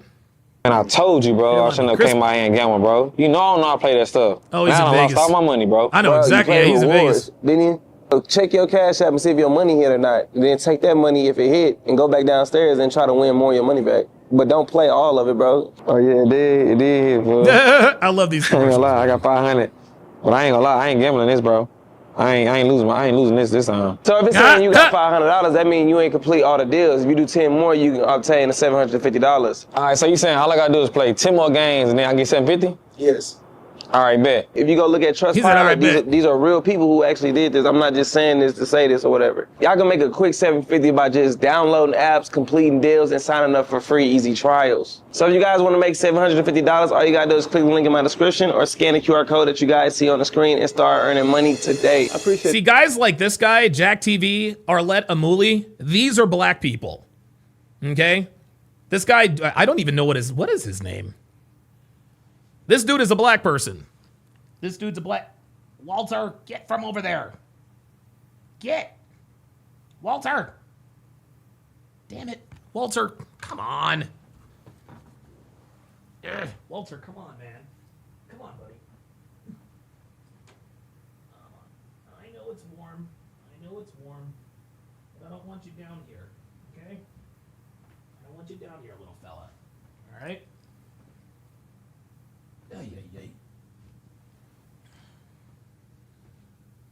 All right. Sorry about that. My name's Dino, by the way. What's your name? E. E. What's your name? Brandy. Really nice. Brandy? She got somebody with her. Nice to meet y'all, man. I really appreciate that. Y'all more than welcome to come on. Y'all can Damn, she got somebody with her. I knew she was gonna bring Brandy, bro. Man, but it's the least I could do. You feel me? I returned my dog to my... You know what? This is actually good. This is actually good because... And guys, this is something that I learned. This is something that I learned very, very, very, very early and very, very often. And I don't endorse going through your girl's phone, okay? I don't endorse going through your girl's phone, right? At least if you don't suspect anything, there's no need to. But if you suspect something and you somehow get into your girl's phone, don't look for conversations between them and other guys. Girls are too smart for that. Nah. Look at the conversation between her and her homegirls.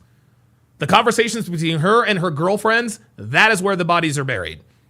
Okay? Because if she's smart about cheating, and most women are very smart about cheating, they're not just going to leave. They're not going to save text messages from the side nigga on the phone. No, they're not just going to leave those up there for you to see. And they know you'll be looking for Marcus, whatever. Don't look at the conversations between her and other dudes. Scroll through those conversations between her and her homegirls. That is where the bodies are buried. Let's continue. I got the award for Y'all bringing them and stuff. I ain't gonna hurt y'all. Y'all good. Like, come on in. You probably got to go down there, bro, and like. I talk to her. Yeah. Oh, free? Like make her friend feel comfortable or occupy her. Okay, I ain't tripping. Give me a mic. I appreciate it. Y'all from this part of town or what? Something like that. Yeah. What you from though? My boyfriend found him. Oh yeah, he wasn't too. Like, what was he? Close by or? Damn, she got some big titties.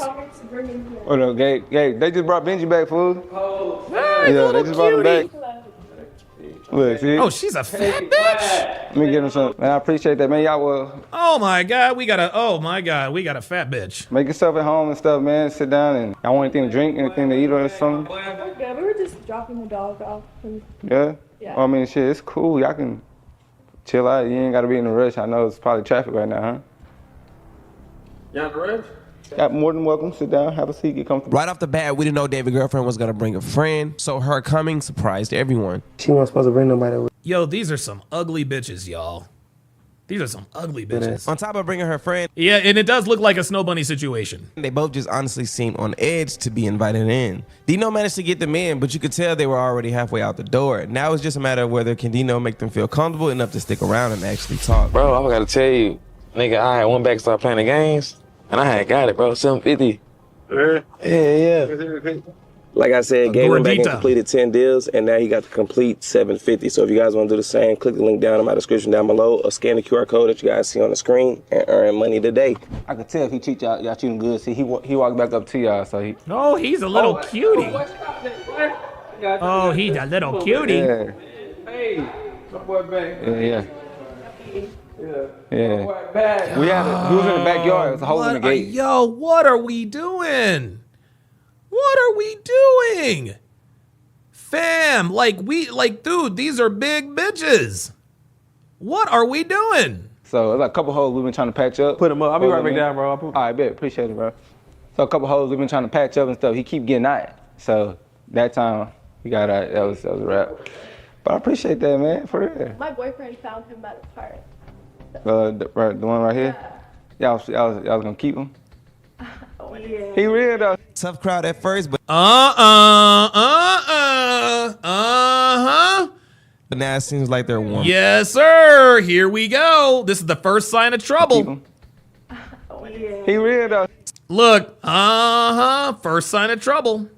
Tough crowd at first, but now it seems like they're warming up. He real. I appreciate it. He didn't have to do that. So he was really cool. You had to drop the dog off. Which one? She should have been left, huh? Yeah, bro, you had to drop the dog off. Like now, you know, it's like you waiting for something to happen. Yeah. Yep. Zelle, Cash App, cool. Zelle is fine. Zelle is fine. All right, bet. Hey, so are y'all? Look how she's looking at this. Yeah, look how she's looking at this nigga. Cool. Zelle is fine. Zelle is fine. All right, bet. Hey, so licking them lips. Licking them lips. Are y'all familiar with this area? Y'all been around here? Oh yeah. What's the? I'll give you my boyfriend's number. It's your boyfriend? Yeah. Where you from? From here? I'm from here.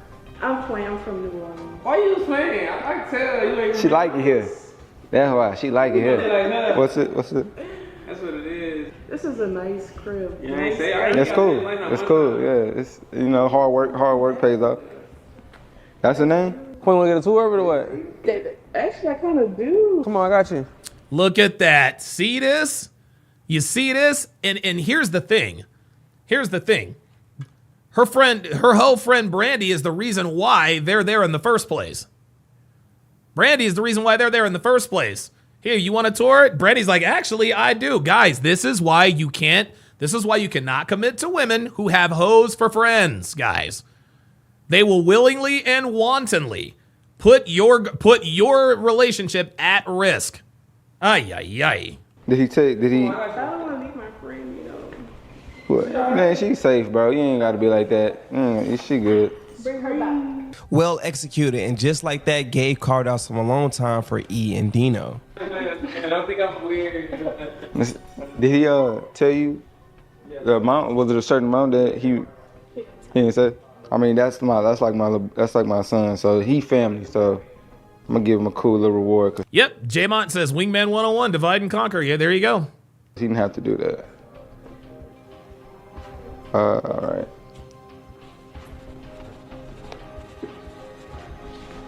So why he didn't come bring him himself? Why he didn't drop him off? He had to work. Oh, he had to work? Yeah.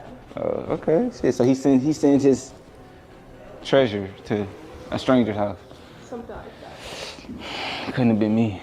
I'm just saying, no. So you would've brought the dog back yourself? I wouldn't have brought the dog back. No, I'm playing. I would have brought the dog back, man. You know, that's like, you know how people are about their dogs, bro. Yeah. That's like family for real. So Yeah. I would have definitely took the dog back. My person thought the dog was for me. So. He told you that? Or you? No, I assume, because I've been wanting a dog. But we don't have there's the in. There's the in. I thought he wanted to give the dog to me. I mean, it's plenty more where he come from. I want him. No, you can't have that. I ain't gonna lie. He's already really. He is dude. That dog is a little cutie. Holy moly. Taken. He spoke like, yeah. So.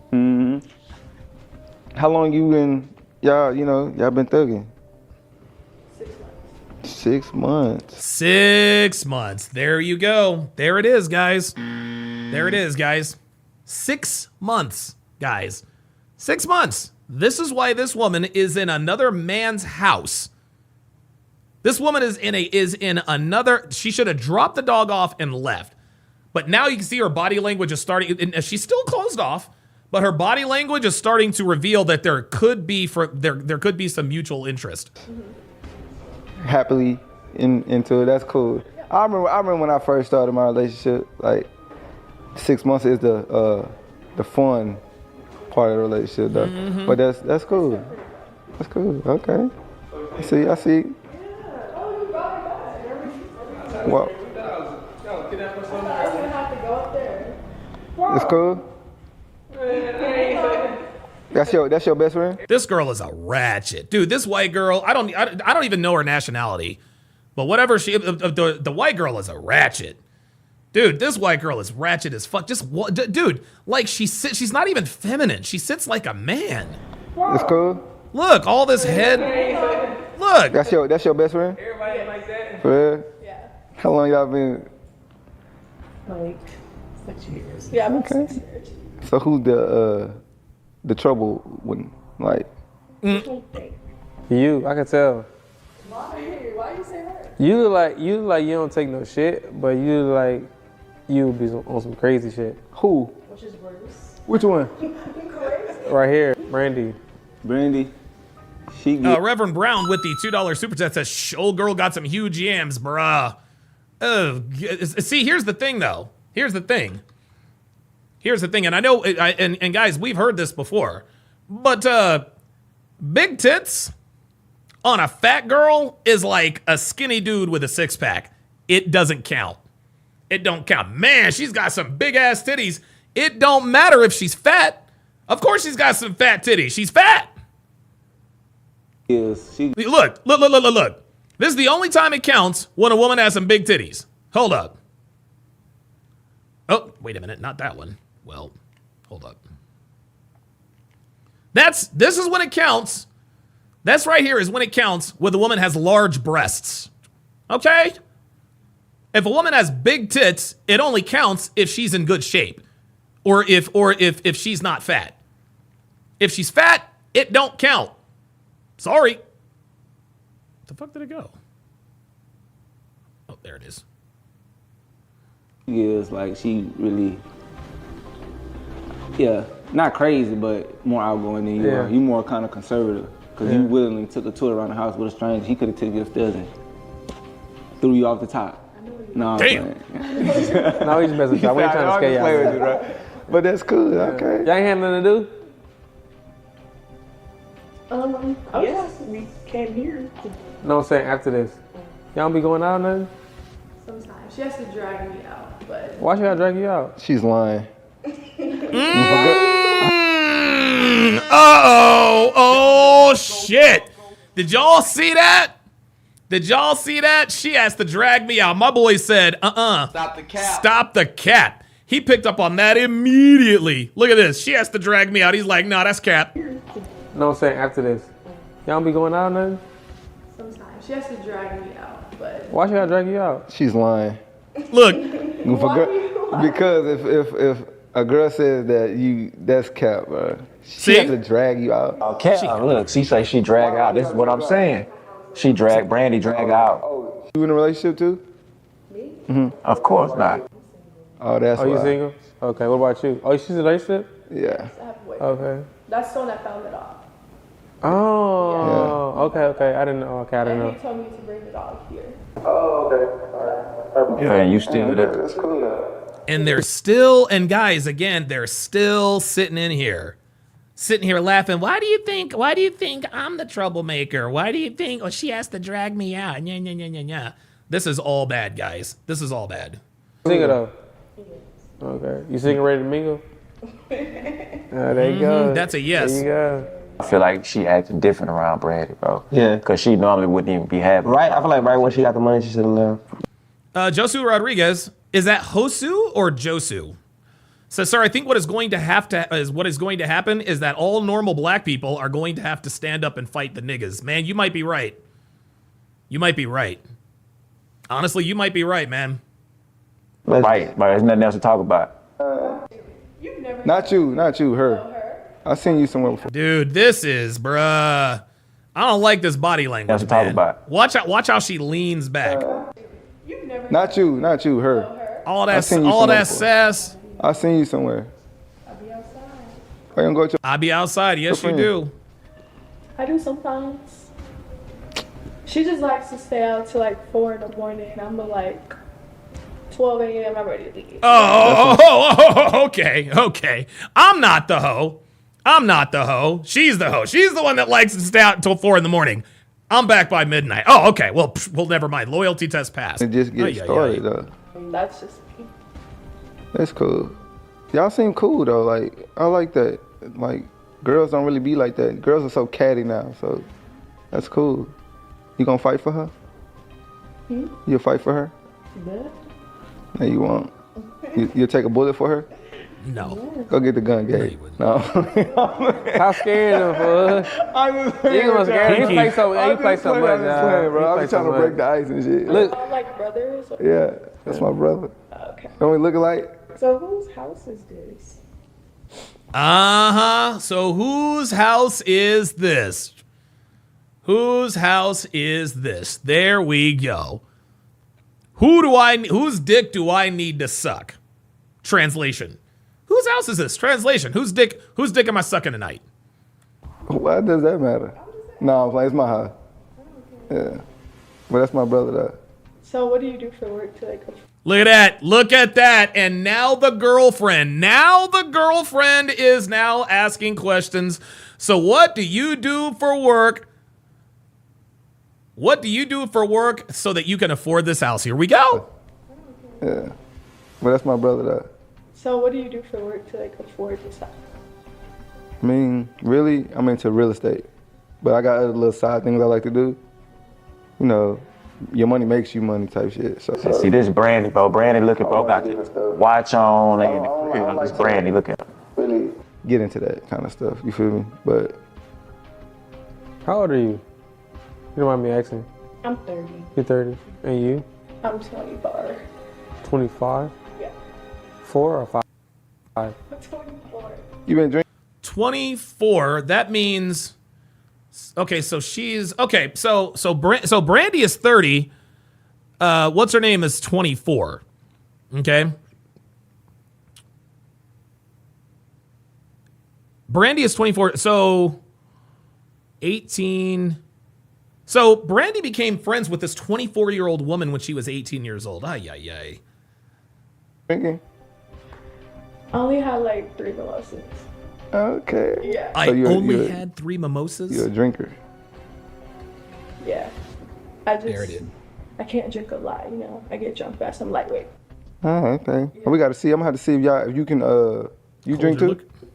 Sometimes. Okay, it's a spot we like to go to. It's cool. It's real cool. It's real laid back. Not too. My boyfriend when he's going out too straight. He sent you to. Wait, what? Now, listen to this. My boyfriend when he's going out too straight. He sent you to a strange house. Hold on, so she say my boyfriend don't let you. It's a business thing. She doing good. That's not a pass. Oh, look, you want me to lie to him? Yeah, something's going on, y'all. You never lied to your boyfriend? Ooh. Ooh. Oh, that is all cap. Look at that. He's like, wait, you never lied to your boyfriend? Dude, this guy's on demon time. Watch this. Watch this. You never lied to your boyfriend? Blink, blink. Yep, there it is. That is a... Yep. Yes, you have. No, he got her on lock. No, he don't. He do? What's lock? Why, what? You never... Hold on, let me get back to that. You never lied to your boyfriend? Okay. That's cap. He got it on lock. How so? Like, if she's not stepping out, doing anything, like, she's always with him. Never want to hang out. Like, what? That's how yeah, bro, you're 25, bro. Like, go have fun. Like, it's been 6 months, you said y'all been talking, so what? I have my fun with him. With your boyfriend? Yeah. This is bullshit. It ain't that much fun in the world, gang, to where you can't go out. But look at this. He don't got. You really don't even have to tell him. You could just go do some fun shit. Look at this. Tell him you're going out with her. Look at this. They are thinking about it. They are thinking about it. Jamon says the decoy isn't bad on this one. No, this decoy is exactly what they needed. This decoy is exactly what they needed because they didn't expect her to show up there by herself. It actually makes sense that she did show up by herself because, you know, all men are, you know, killers and rapists and all that good stuff. So you gotta make sure you don't fall into that trap. But this guy is perfect because he's actually using what they say against him, or against her. You don't lie to your boyfriend? No. We all know she's lying. King Life says, dude's out here with busted Pillsbury cans, says, she's cheating on me. Don't claim her and you'll be fine, brother. Yeah, real talk. No. Wait, what? He likes you? No. Hold the fuck up. I have my fun with him. With your boyfriend? This is bullshit, man. He knows. See, this dude knows that this girl is not being honest. He knows that this girl is not being honest. And it's funny, she's trying to appear loyal to her boyfriend to impress him. Right? Like, no, I'm not going to do anything because, you know, I have a boyfriend and I'm loyal and blah, blah, blah, blah, blah. And he knows that's cap. He knows that's, dude, he knows that's cap. He knows this woman is lying because that's why he's there. Because she's going out with her friends and spending the night at other niggas' houses. It ain't that much fun in the world, gang, to where you can't go out. But look, she's like, you got a point. Look. He don't got. You really don't even have to tell him. You could just go do some fun shit. Look. You know, tell him you're going out with her. Look. Look. See that? Tell him you're going out with her. She looks at her like, we're gonna run the same gambit, huh? We're gonna run the same game, huh? He likes you?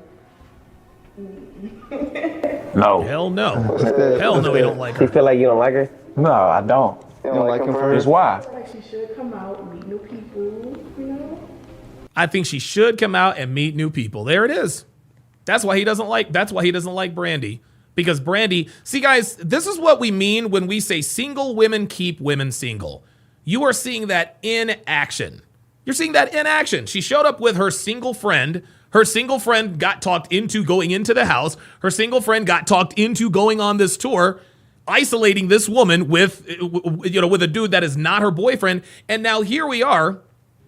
Her single friend is now, the decoy is now systematically taking her apart. Like this is happening right in front of us. Right in front of us. Her friend just admitted, yeah, I wanted to encourage her to come out and meet new people. Translation, new dick. Man, new dick. Robert Anderson says selling purity too hard is a red flag. Abso-fucking-lutely. Abso-fucking-lutely. Girls are never this outwardly loyal. Hell no. No, I have fun with him. Da, da, da, da, da, da. It's almost like she knows she's on a loyalty test. They some good guys. How you know? We just met them? Come on, man. What the fuck? She literally just said. They some good guys. How you know? We just like they'll take us down the street and like. Come on, man. Do we get those vibes, bro? We chilling. No, right now. We chilling. You trying to take y'all pretty ladies out? She look good. Ain't she single?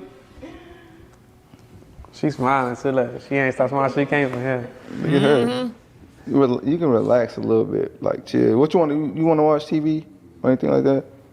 Did he receive the payment though? He should have been gone. Yep. For what do he do for a living? Your mommy asking. Yeah, Jamont says the young chick is the carrot the friend uses to get guys around. Yeah, that's exactly right. Wow, you know what? I agree with that. I totally agree with that. I think Brandy uses Ilana or whatever the fuck her name is to get other dick. They show up for her. They show up for Ilana. They stay for Brandy. He's a mechanical engineer. A mechanical engineer. Jesus fucking Christ. What are we doing? How the fuck? See, guys, this is why we know that guys do not understand their inherent value. This is why we know today's men, they do not understand their inherent value. Guys, they don't understand it.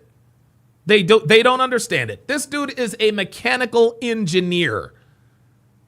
And his girlfriend is a fatty with a hoe friend literally trying to get her to cheat. Ay. Unbelievable. Mechanical fucking engineer. Dude, no wonder girls have these kinds of egos, man. Yeah. You like that? It's cool. He's just always busy, you know? It's cool. He's just always busy. There it is. It's cool, but he's always busy. She's about to fumble the bag. So what do you do? I'm in school and I work. I bartend. Okay. Oh, oh my God. And she's a bartender? Jesus. Yeah. You like that? You like? It's cool. It's like, actually, I do like bartending. You know? You meet a lot of. I used to bartend. Yeah, you meet a lot of cool, interesting people. Yeah, and you can network like that too. Yeah. Okay. Hey, bro, tell him you about to go now. Okay, that's cool. He up there crying? Yeah, I put him in a cage. That's why he up there crying. You probably could well, y'all wouldn't know if he used the restroom already on the way here? Yeah, he was walking. Yeah, he was rushing. He did. You good? Yeah. You could probably let him out, bro. In my opinion, David's girlfriend is actually conducting herself very well. The only thing I can't understand is why sit there and continue to have conversations. Why is she still there? You want to know why she's sitting there continuing to have these conversations? Is because she is looking for a reason, guys. What she is waiting for, guys, she is waiting for one of these dudes. She is waiting for one of these dudes to make a move. Yeah, and secondhand truth. Oh, now that's a very good point. Secondhand truth says bartending plus lightweight. It ain't adding up. Yeah, exactly. If you know you're not gonna go for any of Dino's advances, maybe she's enjoying conversation, or she's just comfortable because her friend is there with her. I think if Brandy didn't come with her, she probably would have already left. She'd have been gone. Yep. But did you? He did. He said. So he don't be. Where you at? Come back. And he still know you here or what? I knew, but I told you. I knew. See? Does he still know you're here or what? She says no. Look, watch. He said. So he don't be. Where you at? Come back. And he still know you here or what? I knew, but I told you. I knew her. Yeah, girl good. I can tell you. I already know she would have been left on her own, bro. This is why he doesn't like Brandy. Because it would have been dead. Yeah, she should have been left, bro. Let's go down there for already. No. Nope. Somebody tipped her off, man. Somebody tipped her off. I'm sorry. Either somebody tipped her off or she just wasn't feeling old dude. But I think the fact that Brandy was there, the situation was kind of weird. She was already apprehensive, you know.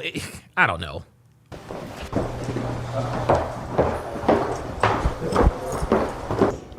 And now look at this.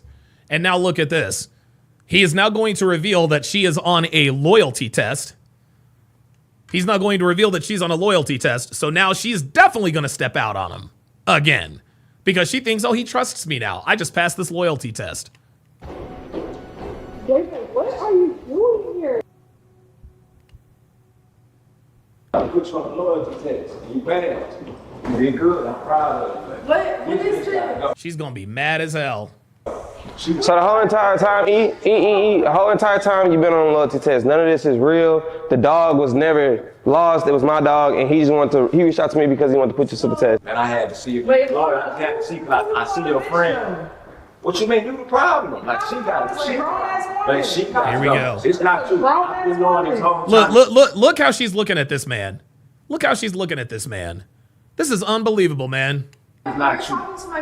But I just wanted to make sure I was right and I wasn't tripping. I knew it wasn't true. I don't know what's going on when I'm not around and hanging with them, but I knew it wasn't you. I knew they was Look, did you see that? I knew it wasn't you. Look at her. Look at her. Tell me that this woman has never cheated on her boyfriend. He's like, I knew it wasn't you, and she knows she has been unfaithful. Just watch. Just watch. When he says, I knew it wasn't you, look at her facial expression. When I'm not around and hanging with them, but I knew it wasn't you.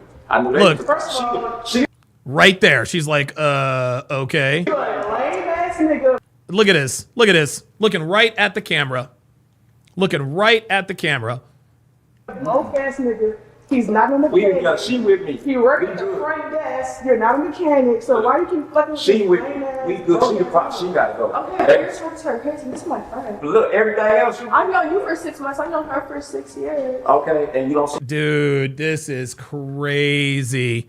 And now here she is defending her. See, guys, this is why Kevin Samuels say that most women are gonna have to buy a dog and die alone. She is sitting here getting into an argument. She's sitting here getting into it. Guys, this is over, man. This is over. Now you're in an argument. You're in a fight with him over her. Keep running, dude. Keep running in behind this hoe. Keep running in behind this hoe. You gonna fuck around and find out. Is she a problem? No, not at all. Actually, I'm the only person. How is she not a problem? You don't see what she just called her a bitch. Look how she acting. Dumb ass nigga, like. No, I'm my own person. I make my own decisions. She can't. How you make your own decisions, though? How you make your own decisions when she right here? Look what she doing. I mean, you did. This nigga makes 15 an hour. Come on now. Ain't no. We together. We doing fine. We good. She the problem. You gotta make a decision. You gonna have to decide. Oh no, she's picking her girlfriend. She's picking her girlfriend. That's it. That's it. Yeah. Yeah, J-Mon says the girlfriend looks more relieved, not caught this time than vindicated. Yeah, exactly. Exactly. I mean, we've been good this whole time. We ain't had no issues besides when you with. I'm gonna choose her every time, so. That's how you. There it is. What did I fucking tell you? I'm gonna choose her every time. I'm gonna choose her every time. Wow. Okay. That's what it is. I know. You want me to choose? And see, never, guys, this is why you don't give women ultimatums. And Rollo Tomasi says this, he says it best. Ultimatums are almost always given from a position of weakness. He should have known that she wasn't going to tell her friend, all right, well, bye. You can't, dude, no. Don't give women ultimatums, guys. You have to give them choices. You have to give them choices. It's between you and my best friend. Your best friend, yes. What's she doing for you? Right. She wants you to whenever you're gone and we don't work out, what do you think's gonna be there for me? So you feel like we're not gonna. There it is. There it is. That's it. She's already got the black woman attitude. She already has the black woman attitude. When you're gone, if we don't work out, she's always gonna be there for me, not you. Work out. I mean, but you just passed. You wasn't acting like that a minute ago. You just passed. So you let her. See, she's still mad. Come with you good. It's her. Where your man? She ain't doing her own loyalty test. Nobody care. Why are you worried about her? Because she with you. Because she's fucking with you, bitch. I still gotta trust you when you with her. Look how she acting. Yeah, see, guys. This is why I tell you. This is why I tell you guys, man. When you're vetting a woman, you have to vet her friends, guys. Vetting a woman's friends is every bit as important as vetting the woman herself. Real shit. Real shit, man. You gotta vet her friends because she's gonna pick her friends every time. When she would got through you, maybe this time. Then she attract men with money. What you got? What can you offer her?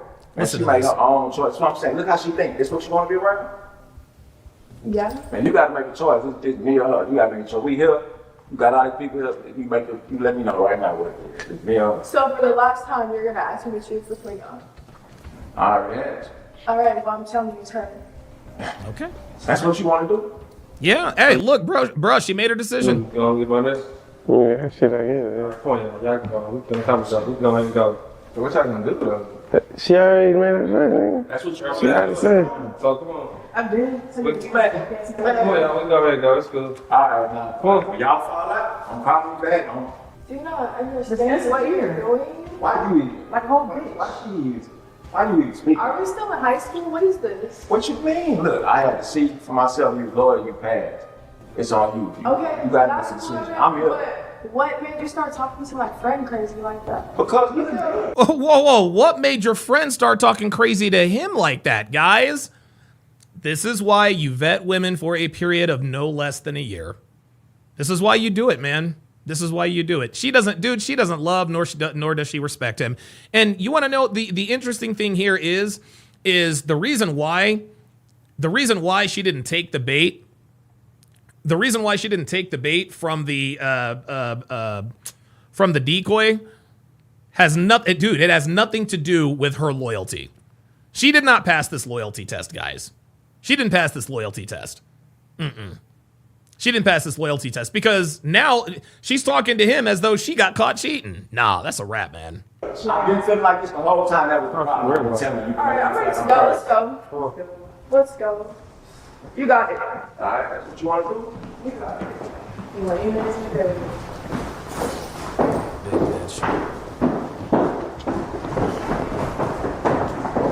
Unbelievable. That shit crazy.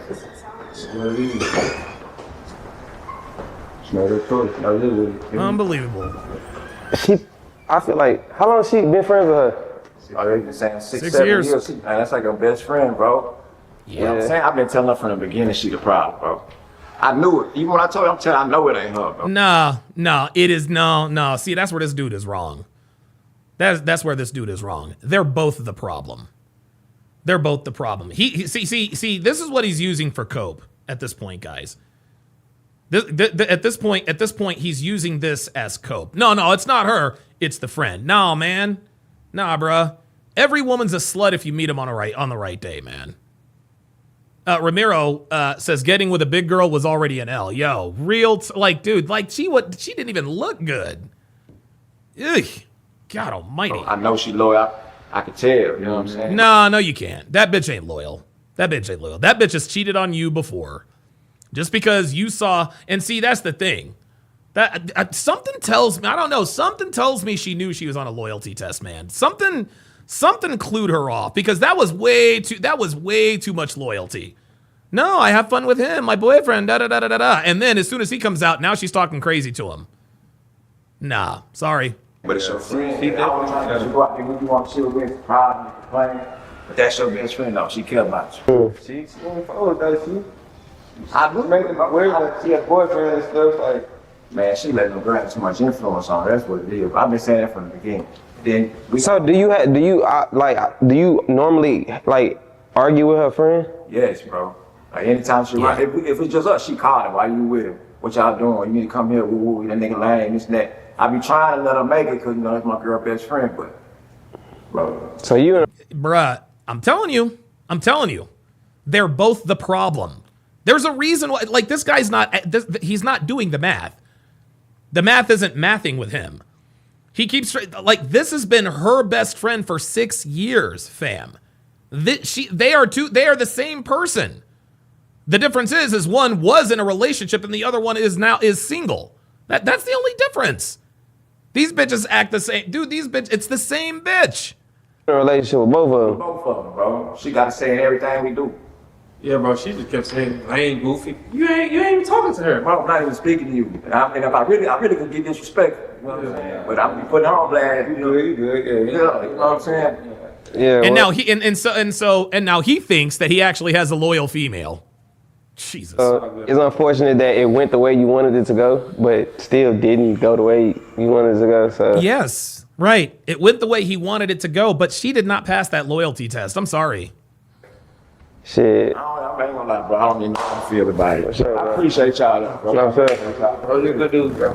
Damn, that's crazy. Bro. Yeah. So how you feel like you gonna move forward? Like, I don't know, bro. I really feel like, man, was that enough closure for you? I'm gonna be honest with you, bro. I feel like when she not around, when they get away from each other, she gonna have time to think for herself, bro. She probably gone. No. See, already. See that? He's already holding out hope that she's gonna get by herself and have some time to think by her. No, bruh. Like, he does not realize, he doesn't understand that this is who his girlfriend is.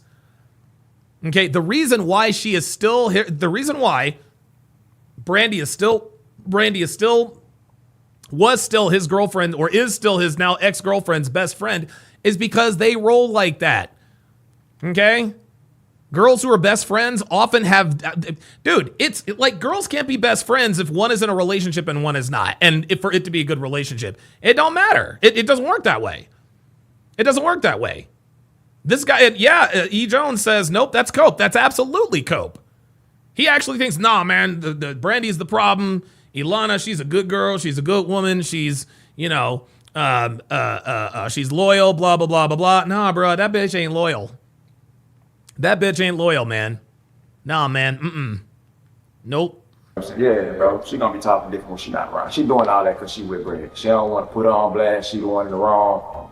You know what I'm saying? So I feel you, bro. She gonna ride with her friends for everybody. I feel you. Yeah, but guess what? She told you she's gonna pick her 10 times out of 10, fam. So what?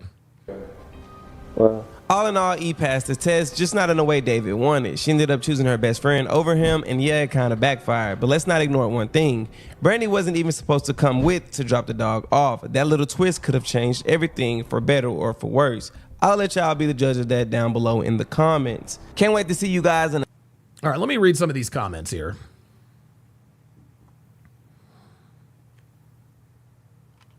Let's see. Said Buddy just lost his girl for no reason. No. No. Nah, he didn't lose it. Dude, he did not lose his girl for no reason, man. This is who she is, fam. 7 months in, and he's already putting her to a loyalty test on YouTube. Just forget it. It's a wrap. Yeah. Yep, the friend's plan worked, even if she didn't plan it, got rid of his ass. Yep. He lost me once he went downstairs to give her an ultimatum after she passed with her friend. She didn't pass, man. She did not. Nah. She did not. No. Nope.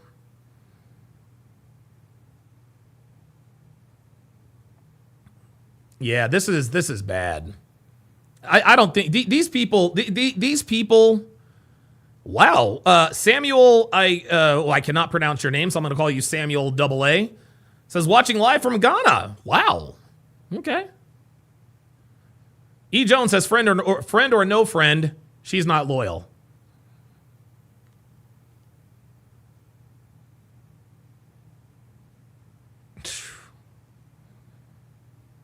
She did not pass this loyalty test. Oh, listen to this. He lost a good one, backfired. No, he did not lose a good woman.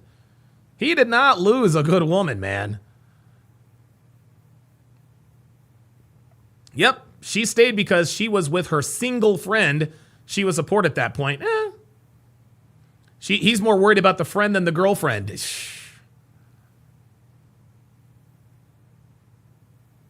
Oh, look at this. Oh, he's the one cheating. That's the gag. Yeah, that's cute.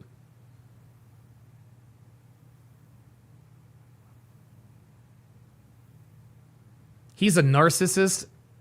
Oh my God. Dude, I swear to fucking God. Yeah, this just shows you how blue-pilled people are, man. All right, guys, I'm gonna cut this one a little bit short. I know that I had committed to